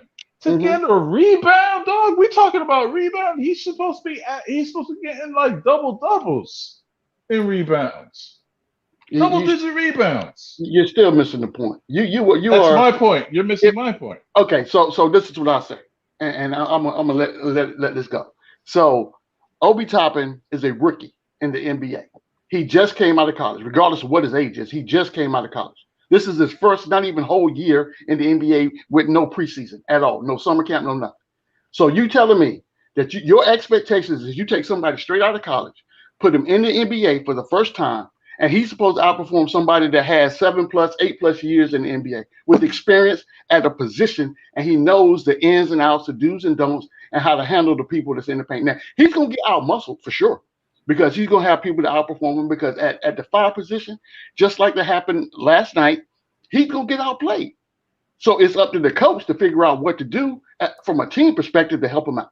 That's how that comes in. But you're not going to sit here and tell me that just because Obi Toppin at 23 years old, fresh out of college, just because he's 23, is going to come in and replace Taj Gibson at the 5 and not play him just because of his age. Let me say, AG man, let me say something real quick. So I'm gonna just add context, right? So what you just said, I dig it, right? But Taj Gibson rookie year, he came straight in the league, averaged 7.5 rebounds. Anomaly. That's an anomaly. Right. Now it's an anomaly. Right. No. See, Peter Artist, before you take the victory lap, guess how old Taj Gibson was his rookie year? How old was he? 24. Okay. 24. Okay. Right. So what I'm saying to both of y'all is see, Peter Artist had some good points. Like rebounding is about usual. Want to and drive, right? As usual. But what G-Man for Life is saying too, though, is this, that when it comes to positional stuff, man, Obi needs to be a ball hawk on the boards because at 6'9", 220 something, he is a big for us. He is. Right? He's a big for us. So he got to get his rump on the boards, but he's still young. So we can't compare guys at different stages and different ages and all that stuff. It's about what this team needs. If he was 19 years old and we needed rebounding, and Tibbs was like, "Hey, bro, we need rebounding," man, you got to go out there and hit the boards, bro. Right, right. The reason why I brought that point up is because both of y'all are right, and y'all were steamrolling. Both of y'all were rolling, but both of y'all are right. The only thing is if you compare people, if you use context, at the same age, Taj Gibson was playing at USC. He was still at USC at 23, right? Taj didn't get into the league till he was 24, bro. 24. So let's not just throw Obi away. You know what I'm saying? Just yet. My point was, Hoodie Kev is like, play the kids. And so the argument for play the kids is not play the kids. Hoodie Kev wants Kevin Knox to play. Period. That's it. Okay, let's if it's a play the kids debate, then you gotta talk about playing all the kids. Right? I agree. Right? Because you can't just say play the young guards and forwards and then not play the young bigs. Why can't we just play the kids and the veterans who help us win? Exactly, like shuffle your line of play kids and the vets who are going to produce on the court, though. Because I agree. Because sometimes with Fibs, and I notice this with Fibs, sometimes when a guy is high, he tends to take him out, and then the offense just stalls. Yeah, that's what I said when Freezy proposed a question. When Freezy proposed a question, and he said, "Vets or The young guys. We shuffle them. We do what we've been doing. We do what we've been doing. This is what we've been doing. We've been shuffling the bigs. Hold on. Right? Hold on. The young guys. Sorry to cut you off, City. A few weeks ago, because I remember everything. So me and Freezy were having this talk, and the topic was, this was with Macri. So so I could pinpoint it. This was with Jonathan Macri. Shout out to was it Nick Film School? Shout out to them. And I said I said that Obi was trash because we couldn't name not one skill at that time he could do well. He couldn't rebound. He couldn't block shot. Well, he blocked a few shots. He wasn't a post player. He wasn't a 3-point shooter. Rebounding is a fundamental skill. All you have to do is jump up in the air and catch the ball that's off the rim. It takes more than just jumping in the air and catching the ball, bro. You gotta be down low, and you gotta work on footwork. Like, you know what I'm saying? You gotta work on footwork, be down low in the box, in the paint. You gotta see the ball before you're able to jump for the ball. I want to ask one question, just one, to CP the artist, because CP the artist just said Obi Toppin can't shoot, she can't post up, he gets a couple blocks, he's not that good of a rebounder. So I ask you, what exactly does Taj Gibson do on the court? Other than be Mati of the Planeteers, I guess, because all he has is heart. Other than be Mati of the Planeteers, what does Taj Gibson actually do? Because you just named all these things that Obi Toppin doesn't do, and I could sworn to me, if you ask me, Taj Gibson can't do any of those things either. While I defense. And Taj could occasionally hit a mid range, occasionally, not a lot, but sometimes. Okay. G Money, do me a favor if you have a PC up. Let's compare the stats: points, rebounds. No, this isn't about stats. This isn't about stats. I'm asking you a question. I'm asking you a question. No, because you said Obi Toppin can't shoot threes. He can't post up. That has nothing to do with stats at all. Yes, it does. Nothing to do with stats. Yes, it does. Posting up is not a stat. Okay. Posting up is not a stat. So I'm asking you, what does Taj Gibson do? I'm not asking G Money. I'm not asking Spree. I'm asking CP the artist. Stay out of it. All right. Just said to me, you said to everybody listening and the whole panel, everything Obi Toppin can't do. So I'm asking you, what does Taj Gibson do? Okay. Taj Gibson. Wait, before you go, CPRs, before you go, I'm gonna bounce and have my Papa John's pizza, but I'm gonna watch CPR to answer this question offline. Have a good night, guys. Good night, bro. Stay safe. All right. Taj Gibson, obviously, he's a rebounder. He's great with the pick and roll. He can hit the mid-range shot. He could he does a lot of he's a good defender. All the things that we have not seen on a consistent basis from Obi.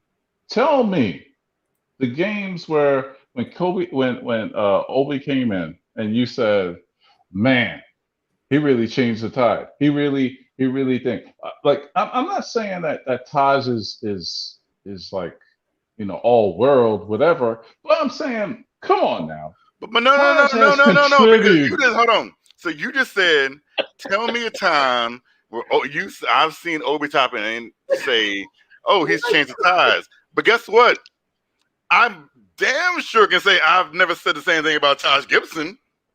That's not true. It's very true. I have never sat and said, you know what, Taj Gibson, he really changed his game. Nope, never happened. Now, one time have I ever came out my mouth and said, you know what, that Taj Gibson, he really changed everything about this game, boy. Hey, Thank man, God we got I ain't gonna lie Taj. to you. I ain't gonna lie to you. Friday night, when I saw Taj fall on the floor about midcourt for that rebound, I was like, yo, I hope that old man can get up. Yeah. You know what I'm saying? Because Taj gave everything he had for that last rebound. He did. And I was like, I hope he can get up. And the thing about it is, everybody was flying past him, bro. You know, you can tell. Listen, and I'm gonna just say this to G Money, right? Yeah. G Money. Hey man, Father Time is undefeated, bro. That's true. Father Time is undefeated. I don't care how athletic you used to be when you were like, man, when I was 21, I was at my athletic prime, bro. I was boxing. I was in the military. Man, I was dunking these basketball backwards in traffic. Sometimes when you get older, your skills go down. Right. Tell it to Kobe Bryant, rest in peace. Tell it to Kobe. He got older, and then after the Achilles and injuries, his career kind of went downhill. That's what I'm saying. Rest in peace, Kobe. But when I was checking, like the other day, I was getting on the ground, looking up under the car to get the flat tire from up under the tire well. I was like, out of breath. Why they put this thing up under the car? Why they ain't put it in the trunk? You know what I'm saying? I was like, Freezy, come get this tire. First of all, so son was like, hey, my son walking up to me like, Uncle Freezy, you down there on the ground? What's going on? You know what I'm saying? I'm like, hey. 30 years ago though, I'd have had this tire changed already. But then you get a little bit older, boy. You get smarter. You let wisdom take over for what where you lack the physical. That's when that wisdom comes in. And right, first of all, CP the artist, I do have a neck. Barely. That was mad disrespectful, bro. Listen, that was mad disrespectful. I ain't done yet. You complain about your age. You know damn well it's some Popeye's chicken. It's that Popeye's chicken that the reason why you went underneath that car and you couldn't get back up. Come on now. I don't eat Popeyes, bro. I eat KFC. I'm down south. Okay, well you get my point. Yeah. You get my point. You got to eat right. You know what I'm saying? Yeah. Look, I'm 45 years old. My senorita, she's young 27 year old. You know what I mean? This wouldn't happen if I wasn't in shape. You know what I'm saying? It's what you put in. It's how you treat your body. It has something to do with the age. So you saying Obi is not getting playing time over Taj because he eat right? Because he's soft. He's soft. Oh, okay. Oh my God. Obi is soft. Oh my God. Obi is soft. What? Are we really going to do this again? Are we really going to do this again? Wow. I don't know about him being soft. I don't know. Obi is soft. I'm going to repeat it. I said this like 10 to 15 minutes ago. I saw Jordan Nora killing Taj Gibson. Killing him. Okay. And you talking about one game. In case it didn't sink in. But let me repeat it again. You, I saw Jordan Nora killing Taj Gibson. Who is this?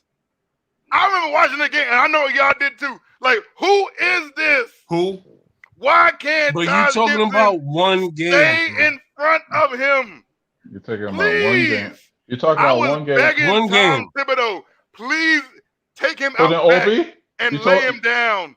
Did you say, hey, put in Opie so he could save us? Did you ever say that? Because Opie didn't play that position. No, he played the same position because that was the game Julius missed, and Taj started at power forward and went up against Jordan Nora, time out, who had a career high 23 points. Someone give me Taj's height and give me Obi's height. They both 6'9". It doesn't matter. It doesn't matter. It does not matter. You know why? Because for other teams, right? When they look at guys on our bench that be killing, they be saying the same thing that we saying right now. They be saying, what? Y'all let Alec Burks score 20 points in a quarter? What? Y'all let Alec Burks score 13 points in the fourth quarter? What? What? Are you kidding me? Other teams be saying the same things about our players that we talking about right now about I the said the other same teams. thing about him too. I'm like, y'all let Alex You know what I'm saying? score this many points in the quarter? Tell that to Exactly. Sacramento.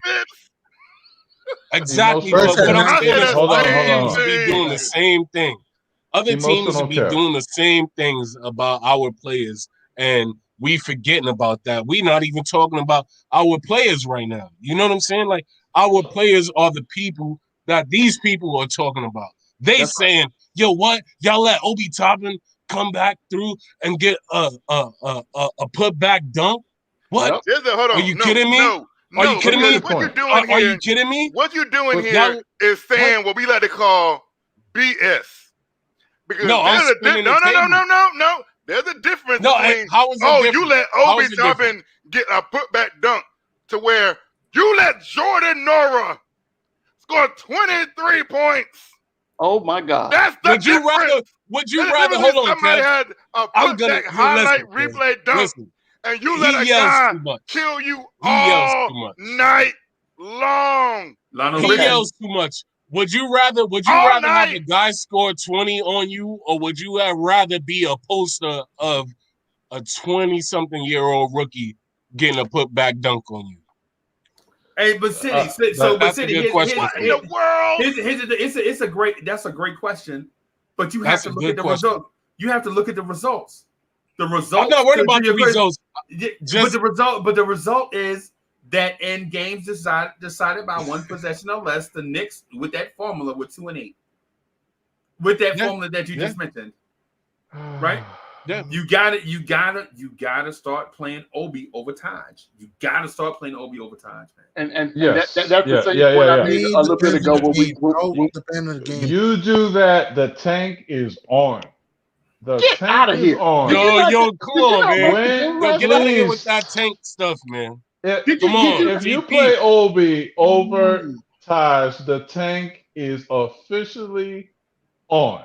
One could say, somebody, a reasonable mind could say the tank was on when you put a 35-year-old center in the game to play half the game when you have a first-round pick that's 4 times more athletic, bring 3 times more energy. All he needs is experience. First of all, he would. No, bump that. I watched these guys come too far to be talking about some tanking, man. I watched these guys come too far. You're not listening. Yeah, we're not listening. You're not listening. And I'm not gonna listen. I'm not gonna listen to anything that anybody has to say about tanking. I'm not gonna listen to it. Right. I'm not gonna listen to it because the last thing I want is our team to lose on purpose. And they ain't no first of all, they ain't no second of all, they ain't no third of all, they ain't no fourth of all, they ain't no fifth of all. I am not trying to let my team, I'm not trying to watch my team sit back and lose. No, I'm not trying to do that.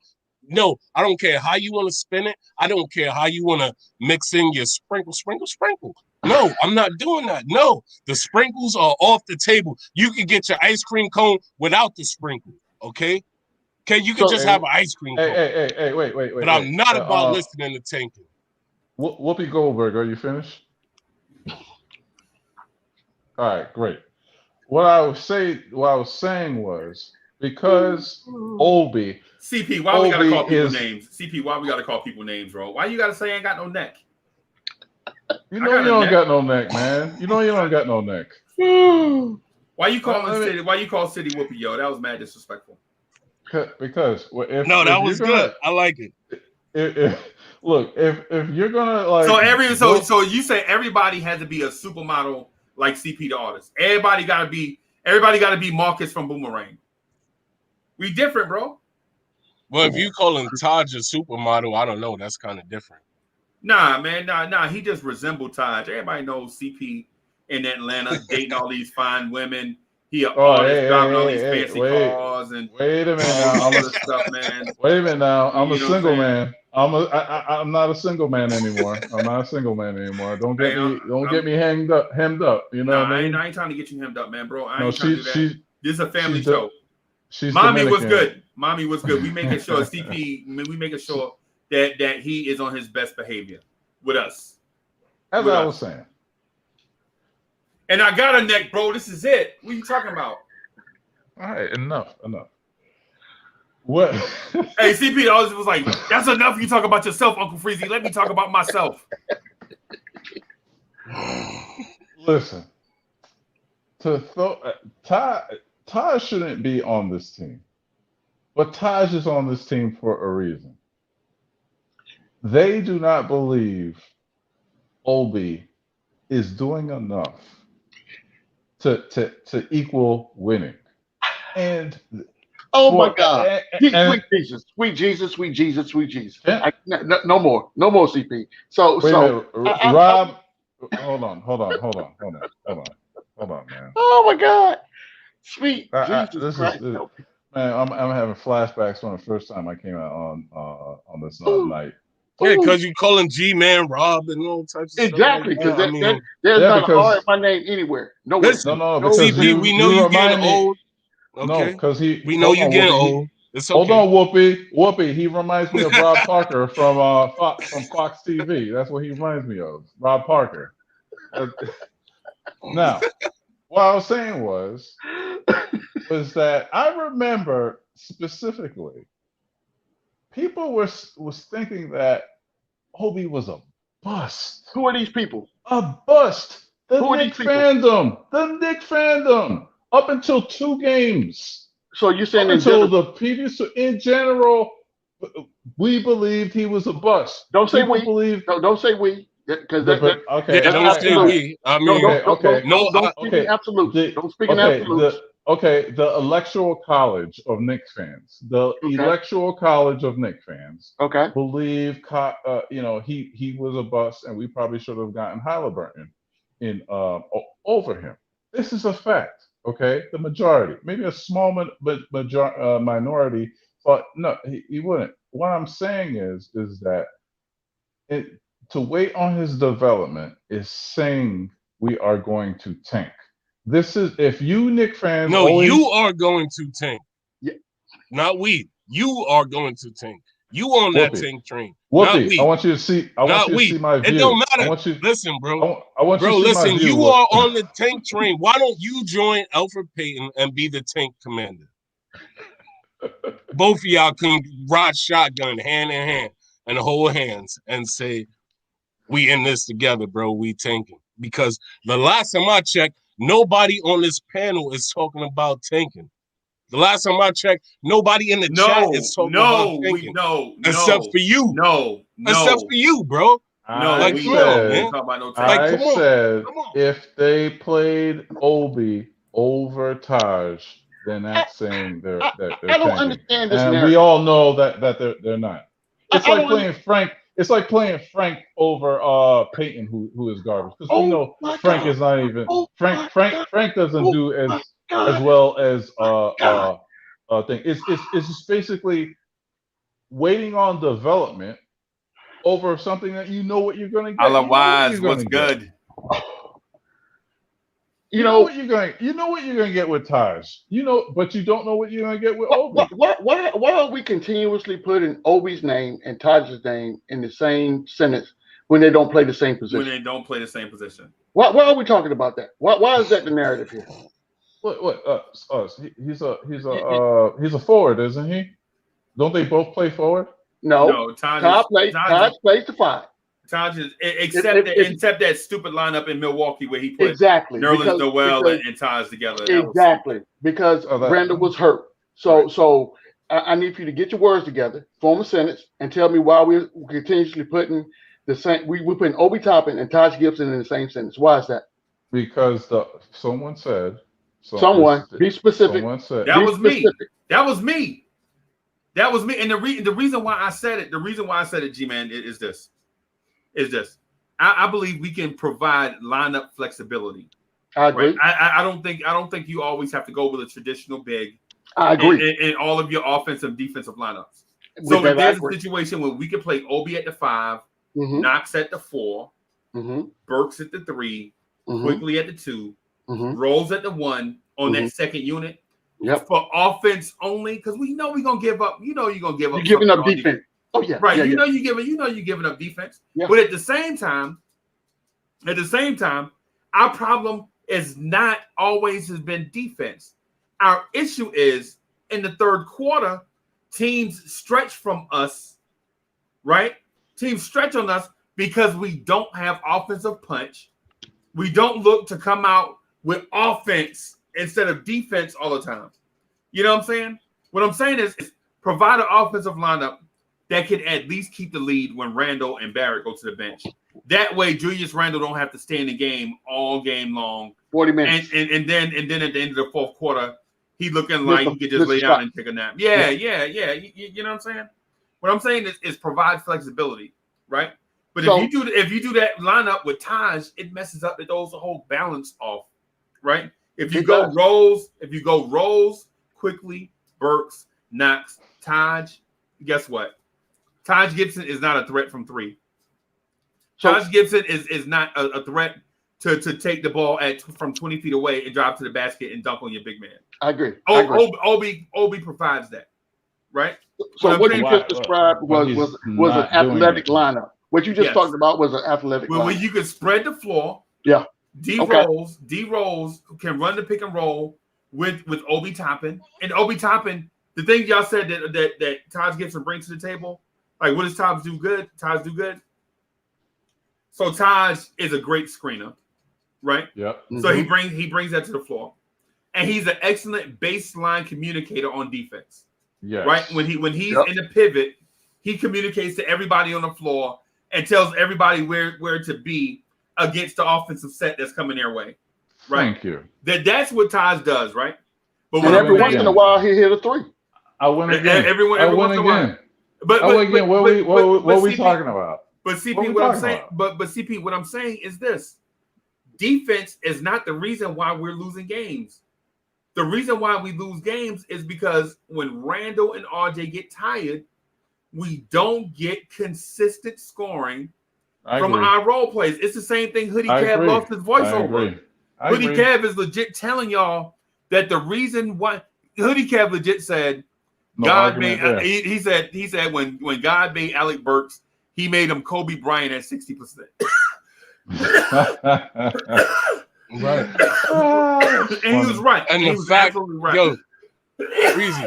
And the fact is this, and I've been saying it, and I said it time and time again, we go as our bench goes. If nobody understands that, that's okay. Like, you know what I'm saying? That's all right. But I've been preaching that since the beginning of the season. If y'all hadn't check the facts. I've been saying we go as our bench go. Like, you know what I'm saying? But what I'm saying is though, if you provide lineup flexibility instead of personnel flexibility, now you have a unit that gets one-on-one looks as opposed to a guy that can create his own shot against great set defenses in Alec Burks. Right.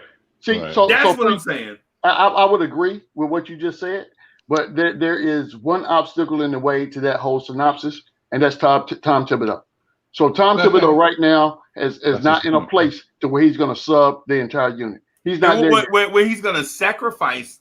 He's not going to sacrifice a little bit of defense. Exactly. For the potential for a lot of offense. Exactly. Facts. And you know who used to do that and used to. I'm gonna tell you who used to do that and lose y'all playoff games. Bill Parcells. Yeah, that's a fact. Bill Parcells used to do the same thing in New York. Right? on 3rd down and 7, and you at the 40-yard line, right? Mm-hmm. Instead of trying to throw that ball across the middle to Mark Bavaro, mm-hmm. or trying to throw it in the flat to Dave Meggett, trying to run it, or in the slot to Phil McConkey, or deep down the sideline to Stephen Maker. Yeah, what he'll do is he'll run it mm-hmm. and get 4 yards and punt from the 42. Yep, wow. Right, and bring his defense back out, and then when they lose to the Bears in the playoffs, when Walter Payton gashed the Giants defense because they tired, the defense tired because the Bears had been pounding the defense all day long, knowing that the Giants defense was going to get tired. Yeah, it's the same thing that happened to Hoodie Cab Jets. It's the same thing with his Jets. Rex Ryan would not throw that football on those 3rd and 11s. He think a Shine Green draw up the middle is going to get him 12 yards. Right? Man. Shine Green, bro. Shine Green. Are you serious? It's the same thing that Tibbs is doing right now. Like he would rather slow play it and keep the game close and hope that Julius Randle and RJ Barrett will recover from that 2-minute break that he gave them, right? And then bring them out and then play them 23 straight minutes. Yeah. Right? And instead of saying, I'm gonna sacrifice a little bit of defensive edge here for 4 game minutes. So you talk about 12 or 13 minute real lifetime in real time, right? You're like, yo, I'm gonna let these kids get out here and run, right? You run that pick and roll with Kevin Knox, with Derrick Rose and Obi Toppin. If they crash, if they don't want Rose dunking on a big man, then they give up the lives to Obi, right? If they commit 3 or 4 people to the paint, Rose has to kick that thing out to Kevin Knox in the corner for 3, or to Emmanuel Quickly on the wing for 3, which I like my chances in both of those scenarios. I like Derrick Rose finding the open man, and I like my chances with Kevin Knox knocking down that corner 3, or Emmanuel Quickly knocking down that open 3, or Alec Burks knocking down that open 3, right? This is simple basketball stuff, right? But my thing is I think they can't get this together in practice. That's the reason why you don't see it in the game. If it was a situation where they executed this in practice, then I think you would see it some in game situations. But I'm telling you about the defense. I'm telling you about Freezy, we got a question. We got a question coming up from a young man in the panel from Psy. Right. Young man Psy, the kid that was on the other day, I guess. Right. Guess they said he wanted to ask a question, and shout out to Jay Boogie. Jay Boogie, this is the only one I got, man. As soon as I get a replica, I got you, bro. I got you. Don't worry about it. It's so good. Don't get it twisted, because just like that pinstripe that you had on the other night, I need that and the hat you got on. I mean, put that in the same. Come on, now y'all asking for too much. Okay, now you're doing a little bit too much. But don't. Hey, listen, man. Don't worry about it. I listen, man. So the question is for Hoodie Cam? I got the family. The question is for Hoodie Cam? The question says, oh, he wants to get on. I guess that's what okay. It says. I thought there was gonna be a question. I didn't see a question come through. Speaking of getting on, for those haters I see in the chat of the one and only CP Arts, you know there's a link that's provided. You can get on here and catch the smoke as much as anybody else does. I'm not afraid of y'all. And if you want to see my face, give out as much smoke as putting out a single candle. Hey, Hoodie Cam, let me ask you. You ever think I had a single candle and you like, that's it? So is CP the artist? Is CP the artist jumping ship? Is CP the artist jumping ship? Is CP the artist jumping what ship? I'm inviting people in. I'm talking about. Why you invite people in somebody else's house? Let me go down to see the Tommy house. Hey, Billy, come on with me to Tommy house. Right. You don't. What I'm saying Tommy house. What I'm saying is this: CP the artist, you might be comfortable on the Knicks at Night podcast, bro. Oh my god. You might be comfortable on the Knicks at Night podcast. Nah. He shouldn't even be comfortable talking about thinking. We don't do that. We don't allow that. We don't allow that. Hey, City, I came in the door. I said it before. I never let the mic magnetize me no more. Look. Anybody want to come here in the chat? What's good? Yeah, let's go. Let's go. Young Psy is in the building. We see you. Oh, hey. We see you, bro. Is that your mom next to you? Yes. Hey, how you guys doing? Yes, sir. That hat is fire, bro. That hat is fire. Facts. Yeah. Bam. Yeah. Bam, bam, bam, bam. The first one's for Hoodie, right? Yeah. Hoodie Kev. Yes, sir. Would you still like Kevin Knox if he wasn't on the Knicks? Good question. That's a good question. So are you saying that he was drafted by another team and was never on the Knicks, or he was on the Knicks and then went somewhere else? Never on the Knicks. Never on the Knicks. Oh no! Never was on the Knicks. No, I wouldn't pay any attention. Okay. Wouldn't even know who he was. Next question. And then you got a question for everybody else. Uncle Freezy. Yo. Who would be your favorite character if you were? Who would be your favorite Knick if they weren't on the Knicks? I don't know, bro. I don't know. I'm all in on the Knicks, man. You know what I mean? I'm all in. just like I'm all in on the Blorange family, right? It's like it's like asking me who my favorite family member is in the Blorange family. Somebody asked me that. Somebody legit asked me that. Like, yo, you favor such and such. I'm like, no, not really. I just love our Blorange family, man. You know what I'm saying? I just love the whole vibe of it is dope to me. Yeah. You know what I'm saying? Let your mama go. Can I ask a little man a question? How long have you been a Knicks fan, and who's your favorite player? I don't have one yet. Okay. How long have you been a Knicks fan? Fair enough. A long time. A few weeks. Right. A long time. He legit said a long time. You know what I'm saying? That's a long time. That's a long time. Tell him, say CP that I'm a football fan. CP, I'm not really into basketball. I'm more of a football guy. Who's your favorite football team? The Cleveland Browns. Oh, man. Bam. Respect. And why is that? Odell. But why is that? Yeah. It's okay. Ex-Giant. There you go, right there. The Giants bring look. The Giants bring the world together. That's what we do. We gather the world together. Oh wow. Okay. Is this what's happening? Really? That's what's happening. The Giants. Look, if you say Kev, so, G. Get on board. Get on board, Kev. Get on board. If you say so, G man. Listen, we have my team has its own chant. Okay, our own chant. What does that mean? Your record speaks for itself. I wouldn't even call it a team at this point. It's basically an organization that gets together on Sunday and play recreational football. What are the Giants done? What you mean a dysfunctional organization? So I want to ask y'all this. So I threw out a lineup, right? And it's not a rotation thing. It's a lineup. Like legit, these 5 cats have to play together in order for you to get the desired result. What I'm asking is there another lineup that y'all would like to see that y'all feel would be complementary to each other and provide the Knicks with that punch that they need in those down times? It would be a mix.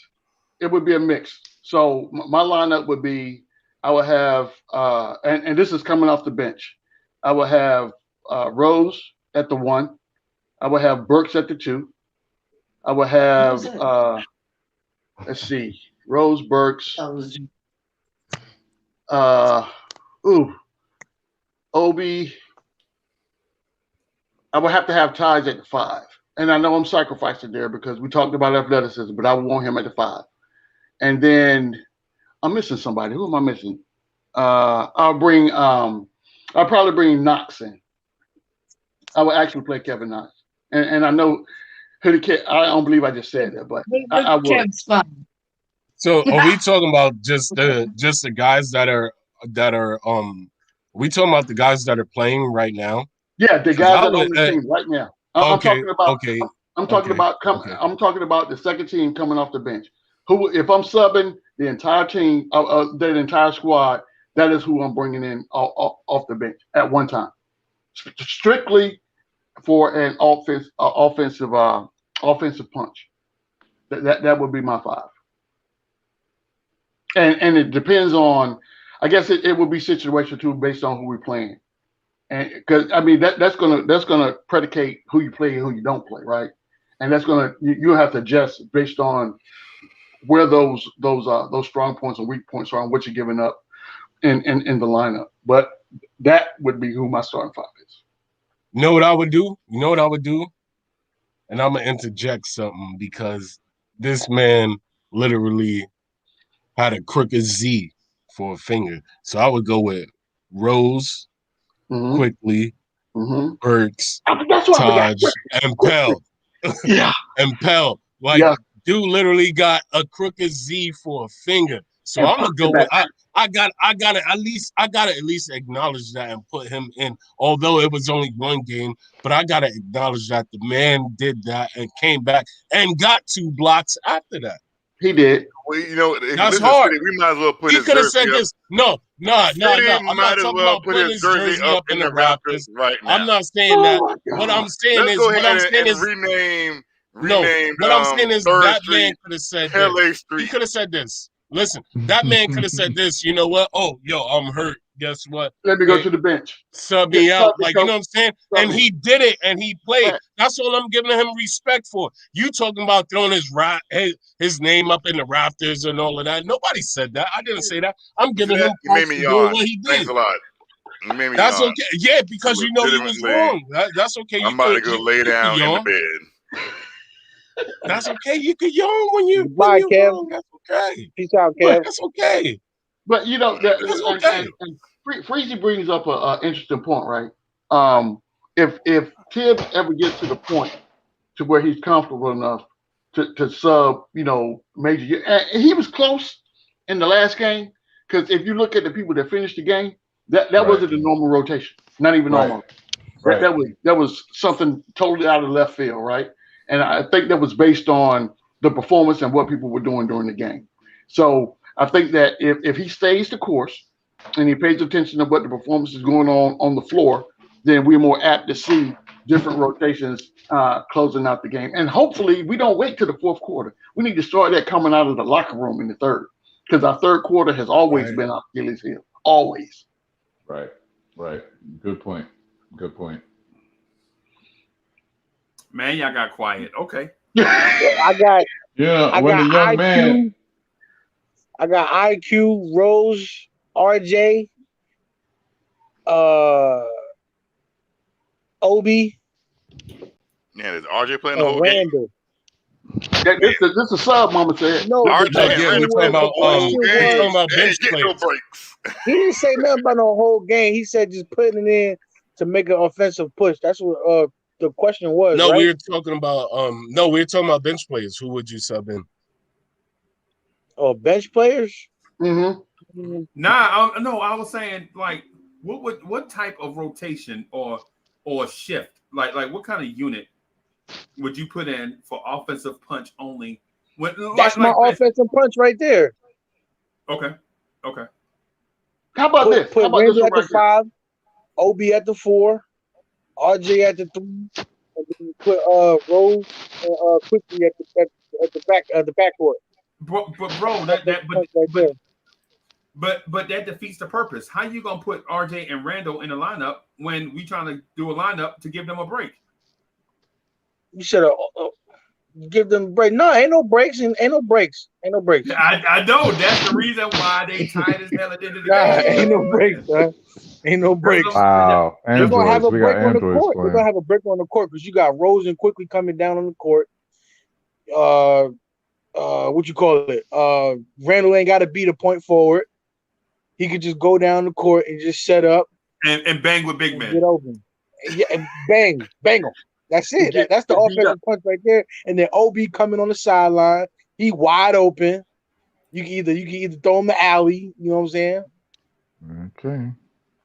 So I got a question on for the you. sideline. I got a question though. So instead of doing all 5 at once, what about breaking it down into, I guess, a smaller sample size, right? So if you bring in, because at some point, I know this Tibbs is not going to sub all these guys out at one time. So what we've seen that he's willing to do thus far is if you have RJ on the floor and Randall on the floor, well, let's say if you have RJ on the floor, he's willing to get Peyton out of the game. He's willing to sit Randall down for a minute, bring OB in, get Burks in, get Taj in, and get Quickly in. And then based on how they perform, at some point he gets RG out and gives him a breather. And I think that works a little bit better. But at the same time, it's going to be dependent on who does what and what their performance is. And again, I only say that because I want to see Obi and Randle on the floor together. I think that'd be a smash. Well, I don't know. It depends on what you want Obi to develop into, right? So if Randle and Obi on the floor at the same time, something's missing there, right? I want to see Knox. To be honest with you, I think he could stretch the floor to play for who? Open a Who's little he bit subbing more. for? Obi. Obi's not starting. So you want to no. We're talking about We're talking about subs. Subs. So I would have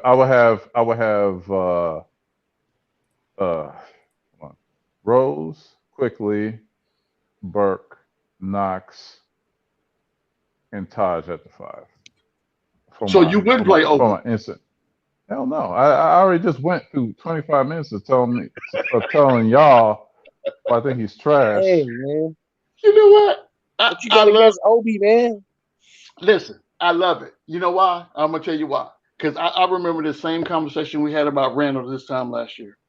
Same conversation. Same exact conversation. Okay, So I'll wait till next year for him to get No. I want you to continue expressing your disdain for Obi Toppin. So when he comes out next year, he's doing his thing. We're talking about this year. I know. I don't know what. Hey, I ain't promised tomorrow. You're exactly right. You're exactly right, CP. Only thing I'm saying is this.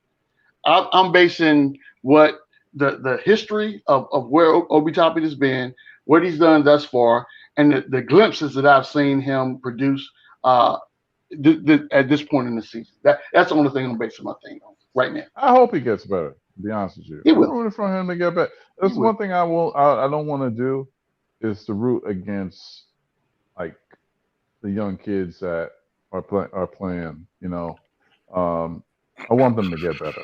And I didn't even root against. I technically didn't root against Randle last year because I knew I was a fan of Randle before he came to the Knicks because I was like he has a high potential.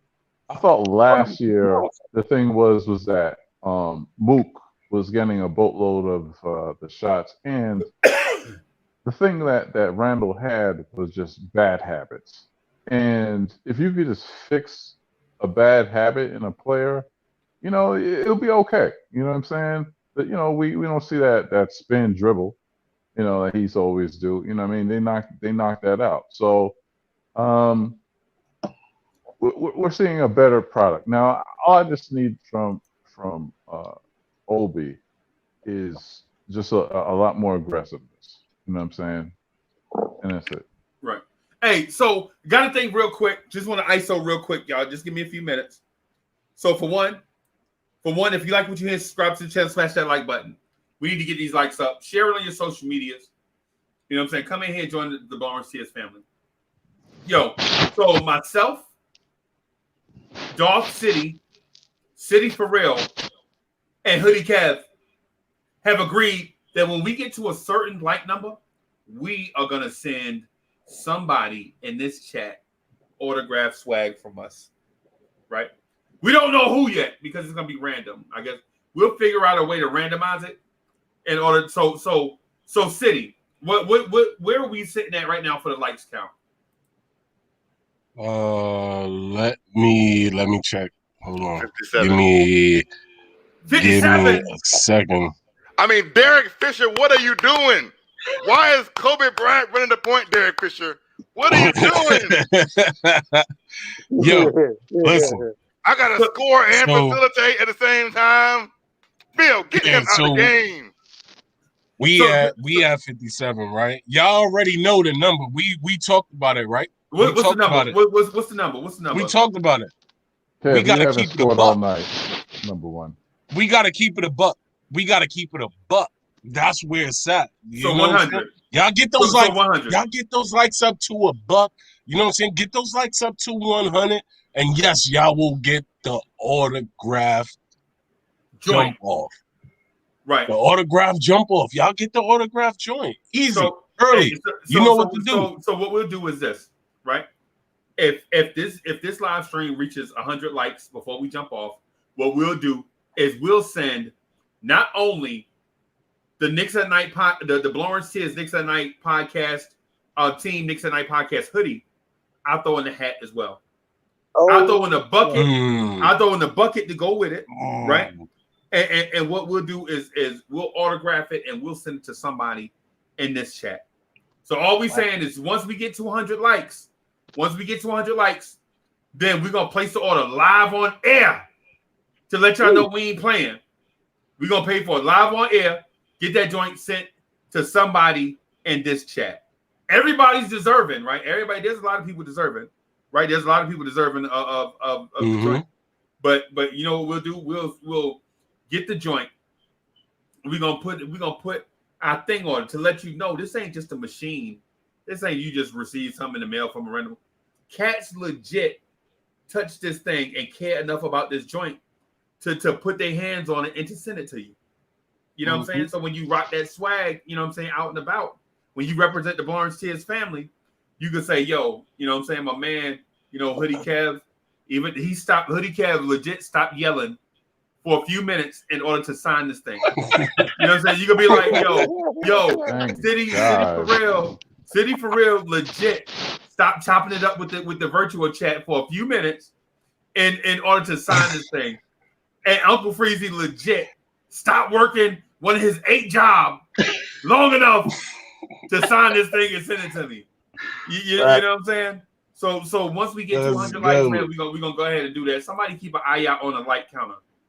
Because as soon as we cross 100, clearly Derek Fisher is not running the point. I'm trying to figure out what Derek Fisher they're doing. Y'all run the triangle, bro. You got Kobe around here doing everything else. Well, we know what you're not doing. You ain't eating no kicks right now. Then I got CPD artist, also known as Devin George, in here, thinking he a superstar, wants some playing time. I'm like, Devin George, stay in your lane. Okay, Tim Thomas. Look here, Tim Thomas. We thought you were a star, but we knew you forgave Like you. I said, why is Derek Fisher letting Devin George in the huddle? Derek Fisher, do your job. Right, legit. Okay, man, you know, Kev. Just because you yell doesn't make you sound any better. You know that. What? Just because you're yelling, it doesn't make you sound any more important. So this is my thing for Hoodie Kev, because I ain't seen Hoodie Kev in a few days, and I ain't gonna lie, I miss Hoodie Kev, right? So I miss Hoodie Kev. So when at nighttime, man, before the show won't come on, I'm like, Hoodie Kev, listen, I don't want you to be on the show because you sound like a dollar store Johnny Gill, but I'm just calling you to check to see if you're doing all right. Right? Wow. Legit. I called Kev one night. Kev was like, my. Like, no, Hoodie Kev. No, Hoodie Kev. Not tonight, bro. Not tonight. Yo, put some lemon in your tea and some honey and sit this one out. Hoodie Kev like, slip on that red dress. No, Hoodie Kev. No, not tonight, Kev. Not tonight. He sounds like a dollar store Aunt Esther. Oh my God! Right, but here's the thing I got for Hoodie Kev, right? Hoodie Kev, almost. You know how I said, you know what I'm saying? Do we play the kids or do we play the vets? And I said I'm on the side of playing the vets. I'm almost to a point though. Almost to a point that we might need to look at giving Kevin Knox some minutes. But I don't know what Kevin Knox has done to deserve minutes. Now, I want to open up the floor for you to talk a little teeny bit, maybe about 30 seconds, without yelling, about what Kevin Knox brings to this team. Now, here's the thing. This ain't the Knox at Night podcast. Let me brace myself. This ain't the Knox at Night podcast. Let me brace myself. And be prepared to be booed and heckled. I'm just telling you. Boy, look at here. I'm coming for you. Soon as you stop talking. Kevin Knox is trash, bro. He don't deserve no minutes. He doo-doo. Kevin Knox. What are we even talking Kevin about? Knox might be trash. Man, we gotta play Reggie Bullock. Oh, that's just a He don't do nothing but play gut Fortnite. punch. He doo-doo. Fortnite. So Reggie Bullock, you watch, and now I guarantee we all watch Knicks games, right? Yep. And if this is not a true statement, then it might just be me.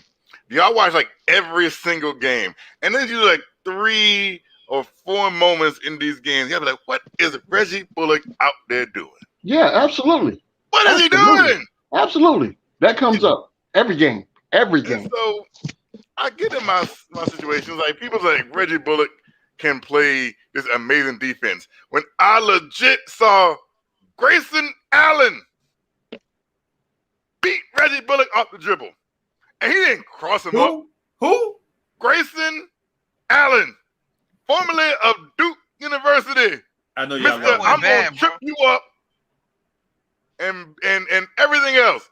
I saw him literally go in a straight line and beat Reggie Bullock to the hole. I'm like, this is a defensive stopper y'all talking about? Okay. Letting Grayson Allen beat him off the dribble?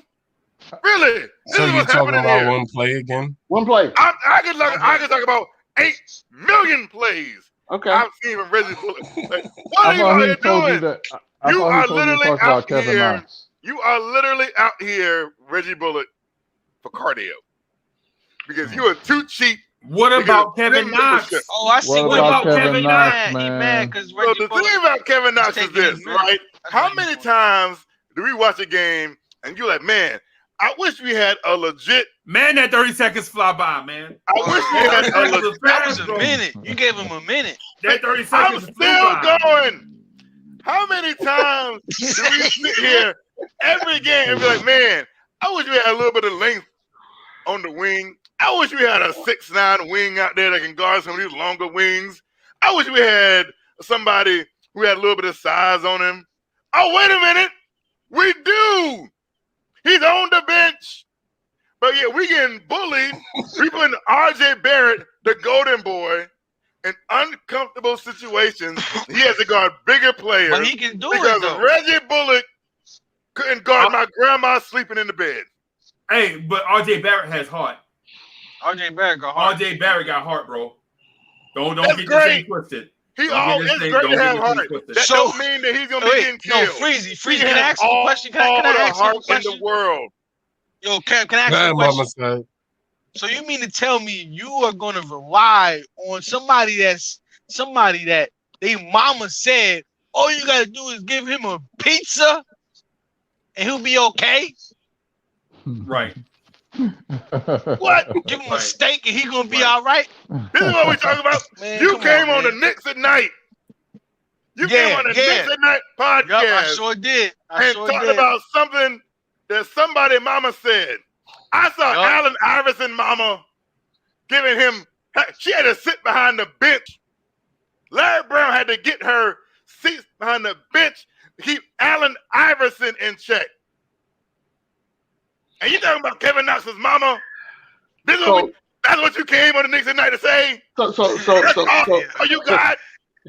So Kev, let me help you out, Kev. Let me bring you back to center because you still ain't answered the question. What are we talking about? You still ain't answered the question yet. The question to you was this: tell me how would you pose the question or form the argument that Kevin Knox needs to replace Reggie Bullock And deserves minutes. And deserves his minutes. So I asked Hoodie Kev, why does Kevin Knox deserve minutes in 30 seconds?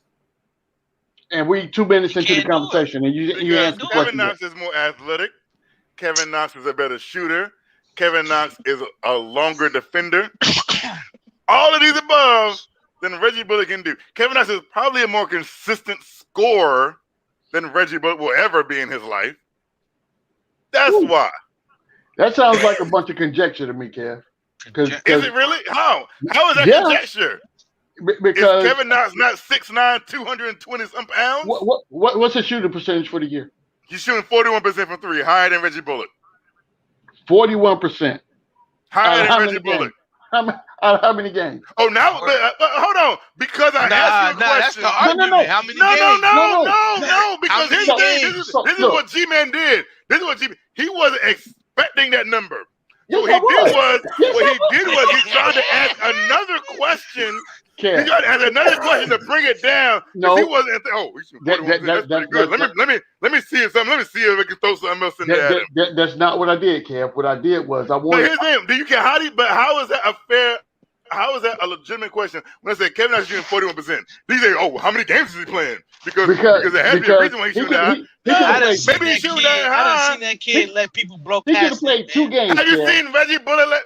I saw Grayson Allen blow past Reggie Bullock. Who? Grayson Allen. Oh, he had to fight for that. What the heck? Kevin Knox would have just let him go by. Kevin Knox would have just let him go by, bro. You know that's true. You know that's true. That's a fact. That's why you left. That's why you left. He had to fight for that ball box. I love Kev. You know, I do. This is what happens. Yo, this is what happens when we can get somebody about players. Hey, can somebody check the prescriptions and get this man back his stuff? Because right now, drug testing. Kev is missing something. He's missing something right now. Okay, he's missing. He just we need drug testing. Yeah. Yo, Kev, come back. He need oxygen. Come back. Right? He said, Grayson Allen had to work for it. Are you serious? Grayson Allen! You wasn't watching it. You wasn't watching it, man. Obviously, I had to watch it to see that Grayson Allen got to the hole on him. I had to watch it. What are you watching? He didn't work for that. He just went right by Reggie Bullock. He did. He just went. I mean, I don't agree. I saw it. I saw it. He just went right by Reggie Bullock, man. I mean, come on. I mean, now we capping for Reggie Bullock, man. I mean, I don't agree. I don't agree with the replace Knox for Bullock. Not at all. I ain't get ready to just say Reggie Bullock had my man locked down and he had to work for it. Nope. Now we acting like Grayson Allen is Michael Jordan. Nope. Or Kobe Bryant. He just blew by Reggie Bullock. It happens to the best of them. It does. So back to my original question, because I ain't gonna let you off the hook here. So when I asked you, and I'm gonna put some premise to my question. So when I asked you how many games are we talking about when we're talking about Kevin Knox's stats, right? He could have came in and played 2 games for the season and got that percentage and hadn't played again since that, right? So there's a relevance to the participation in which how he got those stats. Now, I'm not saying that to bring the man's stats down. The stats are what they say they are. But again, I don't trust stats. Stats are just, because I trust my eyes. The eye test tells me what I need to know when I watch a player on the court. And the predicament last week when he came in those 5 minutes, had 9 points in 5 minutes. Yeah, I did. And was jovial and happy and everything else. What would your eye test tell you then? My eye test tells me that Kevin Knox deserves some minutes. Point blank. That's what my eye test tells me. He deserves to get some minutes. Point blank, period. And no more, no less. So can y'all see Kevin Knox's minutes right there? Yeah, can y'all see Kevin Knox's stats right there? Or do I need to move? I need to move that Dixie thing out of the way. I don't know. The Dixie thing, the Dixie thing in the way. Yeah. It ain't going nowhere. Yeah, this thing is crazy, man. Thank you, Google. Good, yeah. but let me do this. I'm glad you're using this. So Kev, I will give you this, right? To Kevin Knox's, and it was just up on the otherwise just said it. Knox's, I guess his dejector from getting playing time is Thibodeau doesn't feel that he defends the ball with, so he doesn't play because Thibodeau has been in the mindset that I want defensive players on the court at all times, right? So this last game, he came out of that shell and he decided to open up his mindset to say, okay, well, I'm gonna try something different. Knox in the game, Knox produces, and he actually contributes to what's going on in the game. I give him that. Now, I'm not saying we're going to bury Kevin Knox at the end of the bench, but what I want you to realize is this. Putting Kevin Knox in the game is not going to automatically guarantee us victories, and that's what you make it sound like. Or offense, because when you look at Kevin Knox, his field goal percentage for the year is improved over past years, right? So right now he's shooting 40% from the floor. That's up 40% from last year. I mean, not 40%, but 0.04 of a percentage point from last year. From last year, right? So right on the year, he's made 54 baskets on 133 attempts, right? So Kevin Knox on the year is 34 for 83 from three at a clip of 41%, and he's also shooting 81% from the free throw line. So what that tells you is if you look at those numbers in a vacuum, or you know what I'm saying, what that tells you is that Kevin Knox is not a cat that's going to put the ball on the floor and drive to the basket. But if he given the opportunity to shoot freely, he can make shots. He can make a shot, yeah. Right. He can make shots, right? But my point to it all is this: is that what we need right now from Kevin Knox? Do we need more? What do we need from Kevin Knox? Do we need a spot up shooter, or do we need somebody that's going to contribute to offense, defense, and all the things in between in different areas? Because y'all looked at the rebounding numbers, they were terrible. Y'all looked at the assist numbers, they were terrible. Look at the steal numbers, they were terrible. Look at the block numbers, they were terrible. And I'll tell you one thing too. I'll tell you something else that y'all might be surprised at. Kevin Knox, Mitchell Robinson, and Alonzo Trier came in the same year, right? And so what happened is we labeled Mitchell Robinson the blockness monster because he had so many blocks. But guess who led the Knicks in blocks per minute his rookie season? Kevin Knox. Kevin Knox led the team in blocks per minute. That means every time he was on the floor, he was getting blocks. He was rejecting people at the rim or blocking people's shots, right? But what happened is over time, he's gotten away from that and has become a more consistent knockdown shooter. So what we want to do is get Kevin Knox to be the more well-rounded player that he was initially, and you know what I'm saying, knock down the three-pointer as well. Because what has happened is he's improved in some areas and declined in others. And what we want him to do is just be more consistent in order for him to get on the floor. I think at this juncture right here it's important for, you know, to me this year right here is kind of like an audition for Tibbs. This Tibbs' first year. And Tibbs didn't draft any of these guys on his roster. He inherited everybody here except for Rose. He brought Rose in, right? But everybody else was here, and he's been forced to put a plan together to play these guys in whatever situation and how he sees the game plan going, right? So to me, in my mind, what we're seeing right now is an audition going into the next season, where we have some say with the front office. They talk about who they want to draft, who we can pick up in free agency, who wants to come to the Knicks, and all this, that, and the third, right? And we're talking about he did that. He did that this season. Well, he did Tom Thibodeau was in place for free agency and the draft.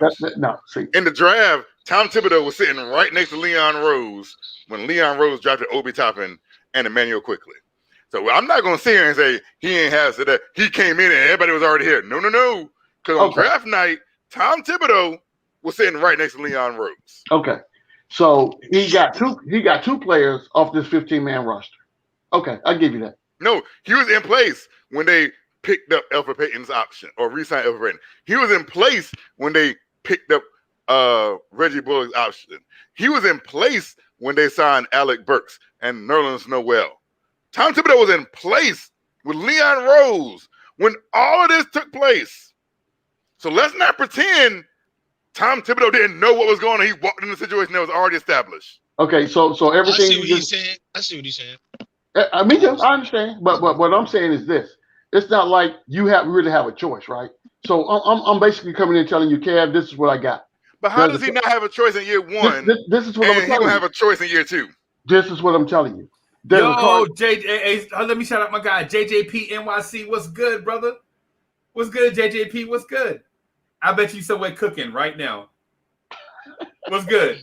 JJP, that's my man. That's my man right there. JJP, what's good? Me and JJ, we all go back to like way back, like 4 or 5 years ago on Nothing But Knicks. I just wanted to shout out my man. So I'm sorry about that, G man. I just want to make sure you good. I shout out my people. That's so right. I wanted to get this kid. I want to get this cat state of the New York Knicks podcast on. But sometimes I think he get intimidated by us asking him hard questions, man. You know what I'm saying? Because I see he show up and he be like, "Yo, play the kids, play the kids." But nobody to me makes sense of playing. Oh my goodness! Are you trying to sit here and say no? He just showed up, ladies and gentlemen. Boy, Dark City. Dark City in the room. Hold in on. the building. Freezy. Uncle Freezy. Yes, sir. Just because you don't agree with my take doesn't mean that it doesn't make sense. Because I can sit here and give all the mayors all day why Kevin Knox should be playing over Reggie Bullock. But because you don't like that take doesn't mean that it doesn't make sense. No, I'm saying it's incomplete. Yeah, I didn't say I didn't like it. I'm saying what you're saying is incomplete. Because if you say play the kids, that means all of the kids. That doesn't mean just one specific kid, right? Because you said play the kids. Reggie Bullock suck. 30 minutes later, you talking about Reggie Bullock suck. Reggie Bullock suck, right? I have made the argument that you can play.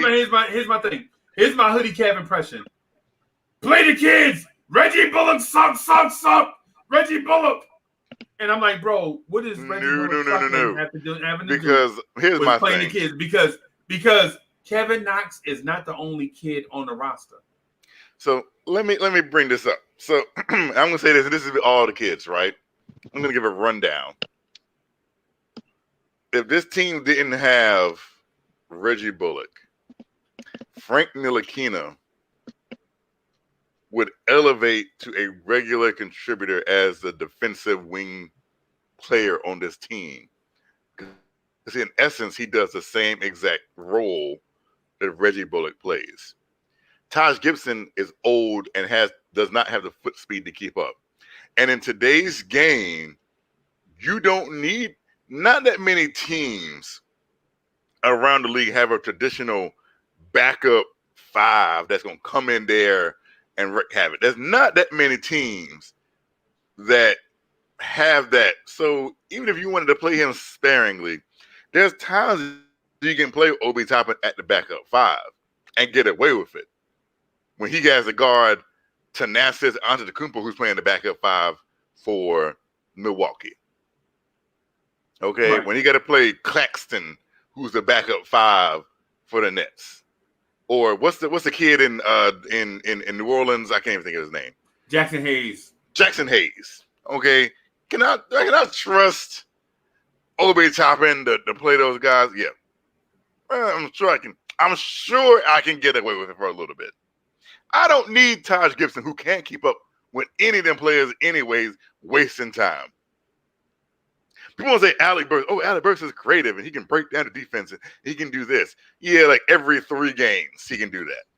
Okay? Right. Every 3 games. Can I take if Kevin Knox took the steps offensively, because I've seen Kevin Knox put the ball on the floor. This is what Kevin Knox can do that Alec Burks can't.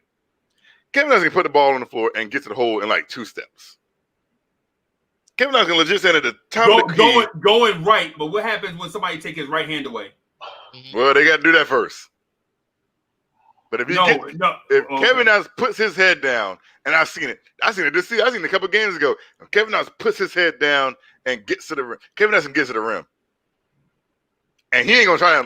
He might try and lay it up, but 9 times he's gonna try and gambit on somebody. I ain't seen Alec Burks dunk all season long.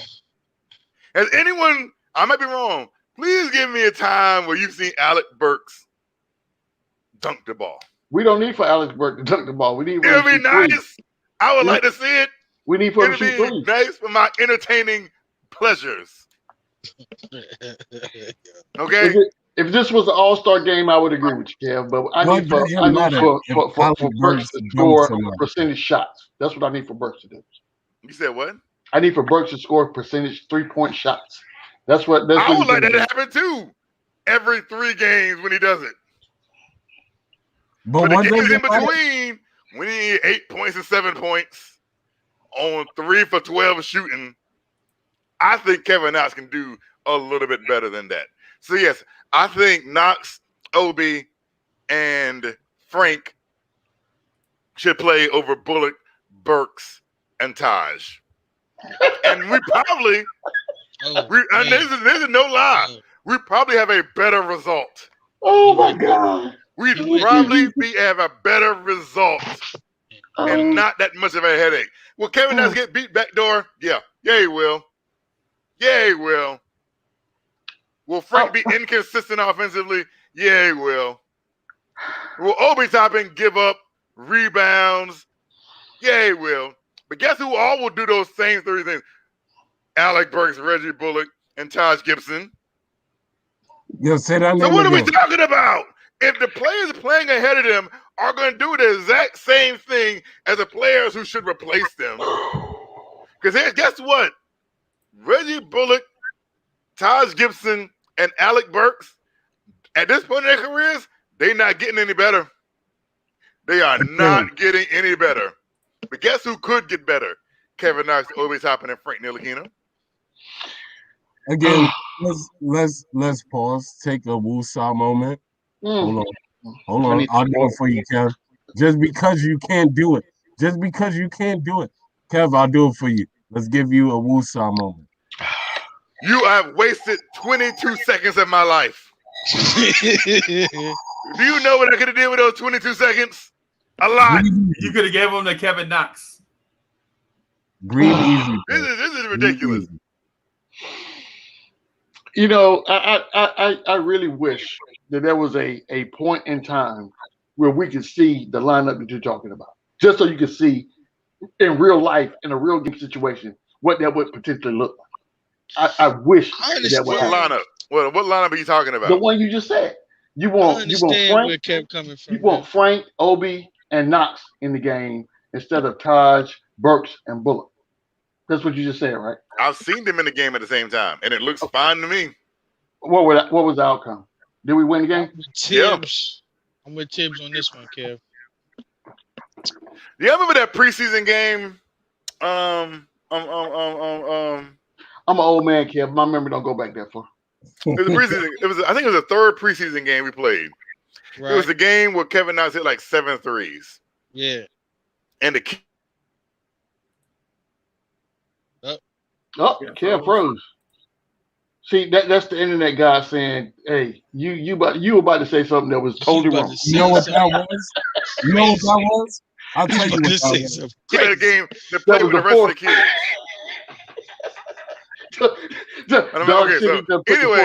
So RJ wanted to get back in the game and play with the rest of the kids so bad that Thibodeau put him back in, right? And we came back and won with Obi and Knox and Frank and DSJ was playing and RJ, right? And it was fun and it was exciting. And we came back and won the game, right? It might have been preseason.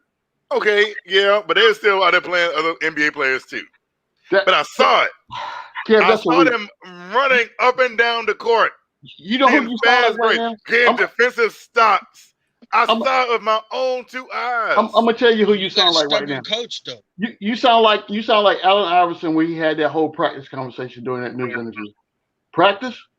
We talking about practice? You talking about preseason? No. What happened is you said I wish I could see the lineup you're talking about, and I'm saying I've seen this lineup. Okay, I don't gotta wish. I saw it with my own eyes. Maybe I should have been a little bit more specific.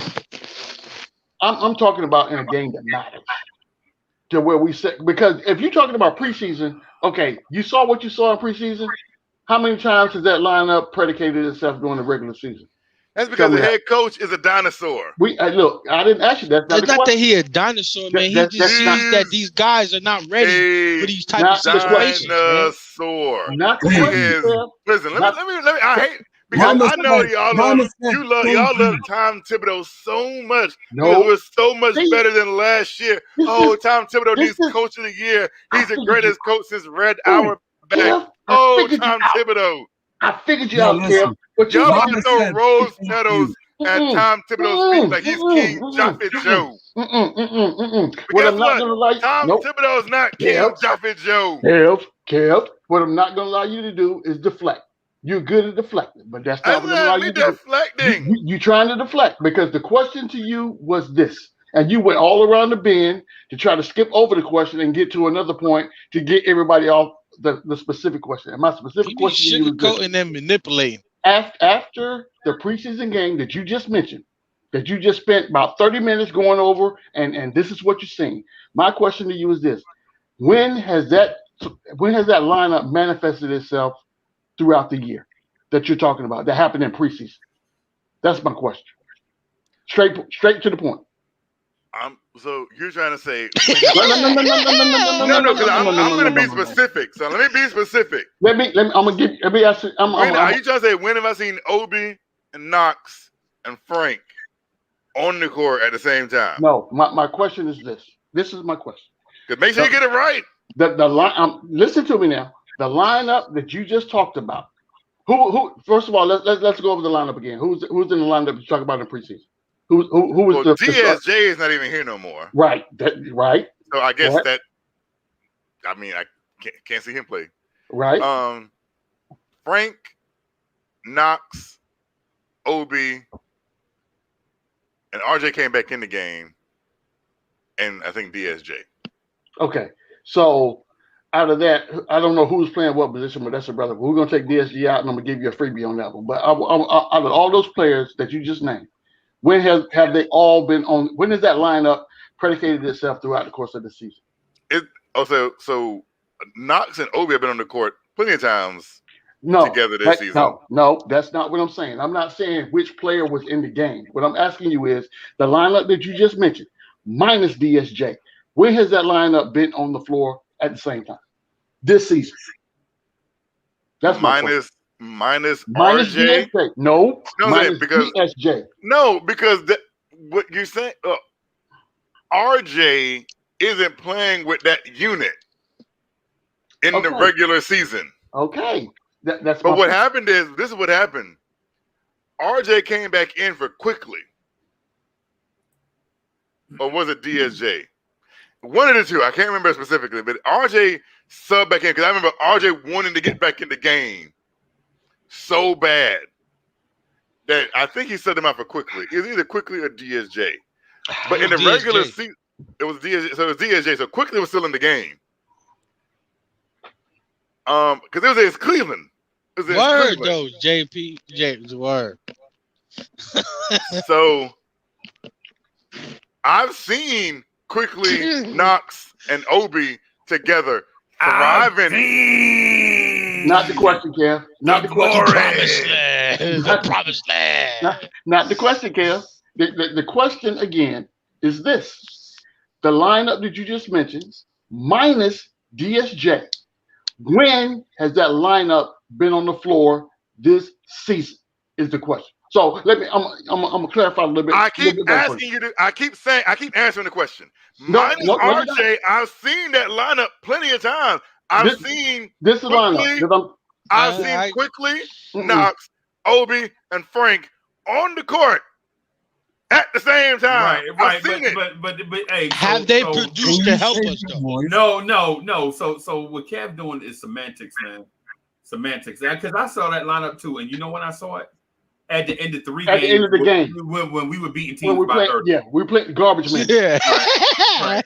I seen that lineup too. No. But in fairness to Kev, y'all asked him if he saw it. And he said yes. That's fair. Yeah. That's fair. That is fair. That is I have to give you that. That's fair.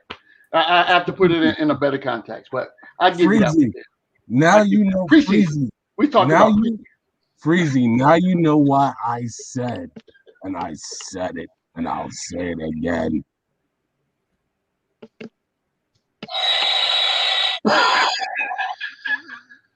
Kev, I am your father. Yeah. So what's the light count? What's the light count look like? Are we close to 100? No, we're down to 57. Okay. 5-7. Let me see. We gonna get there, and when we get there, whoever gets that autograph joint gonna be in there like swimwear. Right. Hey. So what we gonna do, man? So the goal is to get 100 likes on a live stream, man. It's not we're gonna get 100 likes, right? But I wanted to get it while we were on the air so that we could pick somebody.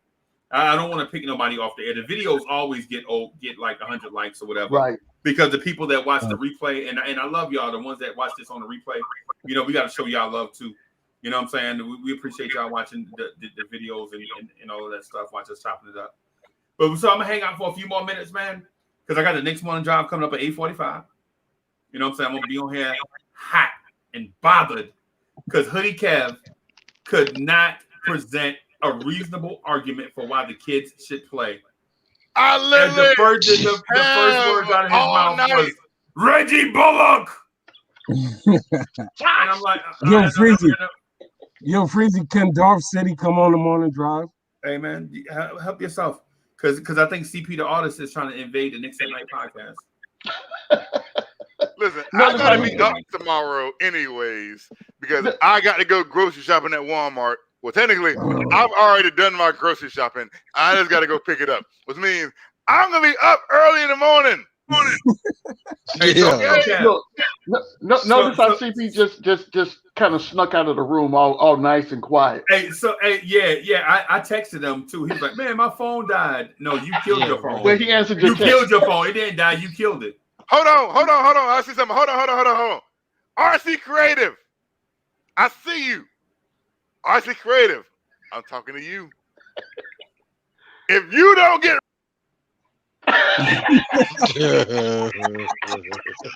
man, I know good well Hoodie Kev ain't about to do what I think he's about to do. No. RC I know Creative. Hoodie Kev, don't do that, man. Don't do that, man. Me and RC Creative been talking, and he was supposed to hit me up. I'm trying to get my man to. I'm trying to get Hoodie Kev to understand some of this stuff. Some of this stuff we gotta handle back channel. Some of the stuff we gotta handle back channel, man. You know what I'm saying? Some of the stuff we gotta handle back channel. That's all I'm saying. I'm not trying to be disrespectful to Kev, because Kev hinted at it to me already. But some of the stuff we gotta handle in one-on-one conversations. We don't want to blast. You know what I'm saying? You know, whatever. Is what I'm getting at. So yo, Freezy. Yo, can RC put Darth City in the joint when he makes a new one? Yo. I just said. He just said it. I just said. Yeah. Yo, I was like, yo, man, chill, man. Dolph City, what you doing, Dolph City? Yo, we gotta we'll handle that stuff off the joint, man. You know what I mean? Gotcha. Oh my God! Yeah, we will handle it. But look, y'all about to divulge classified G18 information live on the air. Yeah, man. Yeah, he about to get our government clearance lowered over some stuff. You know what I'm saying? I'm just saying, just chill, bro. We'll get it. We'll definitely. He's about to let the secret sauce out. Yeah, exactly. Back channel because for one, you don't want to put somebody on the spot, right? Because if they can't come through, everybody done saw it, and now it's all over the internet. You know what I'm saying? You know what I'm saying? We just, we'll. Freezy, can I ask you a question? I'm gonna ask you one question. Okay. Uh-oh. Brace yourself. If Kevin Knox, let me ask you, if Tom Thibodeau came out tomorrow and said, you know what, I'm starting Kevin Knox at a 3 the rest of the season, how would the rest of the season look? How would that starting unit look in your opinion? Who's sitting? Bullet. Oh, okay. Because I was gonna say, because if it's a deal where you bring an RJ off the bench, you know I'm high. No, if Tom Thibodeau say, I'm making a change, and I'm starting Knox at the 3, I want more length in there, more height, blah blah blah. Right. How would the starting unit look in your opinion moving forward the rest of the season? Right. Well, I would say this. It depends on what Kevin Knox is bringing to the table, right? Because if Kevin Knox is coming in being a passive Steve Novak-like shooter, I think it's going to be to our detriment, right? But if Kevin Knox is coming in there being a hungry dog, like he was at the end of that game where he hit those 3 threes, you know what I'm saying, and was hunting rebounds and was chasing the ball, I think it'll be a plus for us. Because I think Reggie Bullock is best served coming off the bench. Right? I don't think Reggie Bullock is a starter. I think Reggie Bullock is a bench player. I agree. Forced into a starting role because the guys behind him are not good enough to push him for starters minutes. I agree with that. That I agree with. Because on any other team, Bullock would be coming off the bench for sure. Right. There's no wrong with that because we got to where we at because of that. Yeah, that's a fact. That's everybody has a role to play. Right. These young kids are not ready yet. Yeah. Tibbs don't think they're ready yet. And that's what I'm trying to tell Hoodie Kev. That if Kevin Knox was ready, he'd be playing, bro. He'd be playing. I don't think Reggie Bullock is ready, but Nah. But you know what though? The thing is this. Sometimes it's best to have the substitute teacher in there than have a teacher that ain't ready. You know, giving out wrong information. Yeah. Teaching bad habits. Yeah. That's the whole. The one thing you cannot say about Burks and Bullock and Taj is that there has been a lack of effort. Last season, there was a lack of effort. Right? There was a lack of effort sometimes last year, man. You know what I'm saying? And so the one thing about about Burks and Bullock and Taj is that when they come in there, they're gonna give you 100% of what they got. They're gonna leave it all on the floor, mistakes or not. You know what I'm saying? Last year, dudes made mistakes and was giving you lack of effort. You know, it's the reason why Wayne Ellington ain't here. Yeah, fact. So just like Hoodie Kev would fall on his sword for Kevin Knox, I do the same for Obi Toppin. And when he comes into his own, I'm gonna be happy when that happens. Then I can stand up and say, "Hey, see, I told you so." And then I want everybody to put the hat in their hand and then come see me, because that's gonna happen. But I say all that to say this: I believe that the best way for this team moving forward is this: the same intermixing of veterans with the young guys is the best way we can go, and that gives those guys a chance to kind of learn on the floor in real game time situations and be playing situational basketball of what they need to do or what they don't need to do. Get rid of those bad habits, pick up the good habits, and figure out, why I need to be, baseline versus being at the top of the key on this particular play. Right. It's right. It's one of those things, man, where Tom Thibodeau, and I'm trying to explain this to Hoodie Cav, but Hoodie Cav think I'm just bashing Knox. No, but I'm just saying that Tibbs is rehabilitating Kevin Knox right now. Don't look at this year as a Tom Thibodeau does not like Kevin Knox. He's rehabilitating Kevin Knox, Frank Ntilikina, all the guys, because there are guys, trust me, there are guys that if Tom Thibodeau didn't like you, you wouldn't be here, bro. Yeah. Where's Jacob Evans at? Gone. Where's Amari Spellman? Where's DSJ? Gone. Where's Iggy? Gone. You know what I'm saying? Or where's Austin Rivers? Gone. If Tibbs didn't like you, bro, you wouldn't be here. I'm trying to tell you to let Tibbs rehabilitate Knox. And Knox just got out of an abusive relationship. And the best thing for Knox, and the best thing for Knox right now is to not jump into another one. The best thing for Knox to do is get out, be glad he's out of the relationship.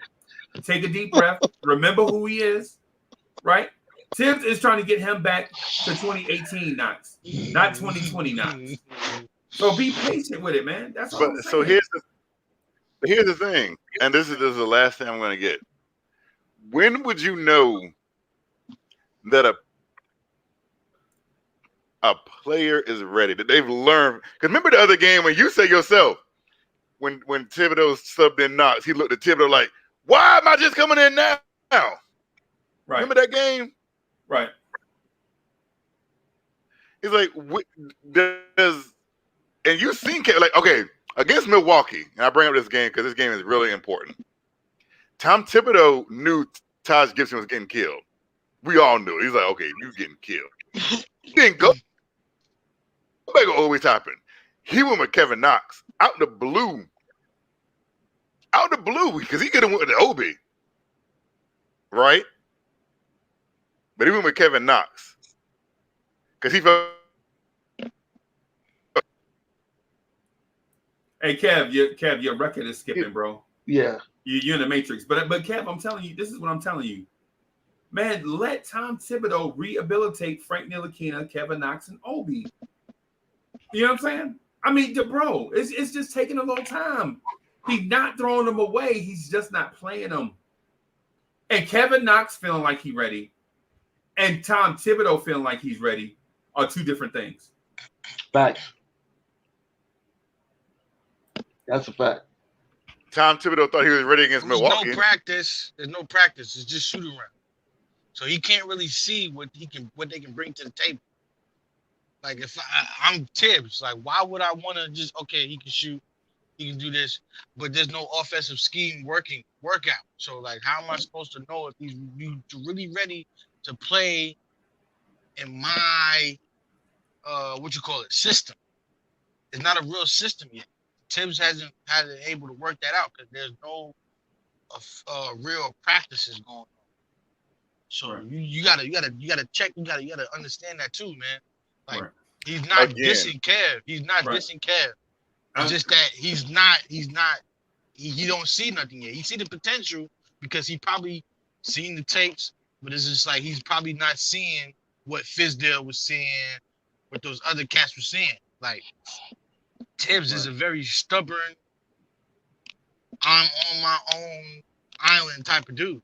Right. Can y'all hear me now? Is this better? Hey, Hoodie, I gotta wrap up here. I gotta wrap up here, man, so I can get ready for this next morning drive. Hey, man, I appreciate everybody for coming through. When we hit that 100 likes on the live stream, we giving away stuff. We legit giving away stuff. You know what I'm saying? I don't care who we give it away to. You know what I'm saying? Or where we sending it. I don't care.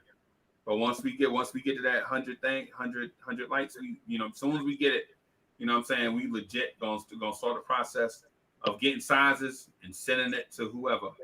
You know what I'm saying? You know what I mean? We're gonna work. Hey, salute to the Tri-Bird Gigolo. Tri-Bird Gigolo, what's good? What's good, bro? What's good? But I'm gonna wrap up here, man, so I can get ready for this next morning drive. Hey, thank you to everybody that came through. You know what I'm saying? Next time maybe we can get G-Man for life to talk some. Because Hoodie Kev would not share that basketball. Hoodie Kev is the Kobe Bryant of the Knicks Night podcast. He is not sharing at all. He just scored 81 points tonight. Yeah, him and CP the artist. I was off for 3 nights. They had 3 nights. Even in the outro, he talking. As much as they wanted, they just light it up. And I was on the sideline with an injury. Couldn't even get in the game.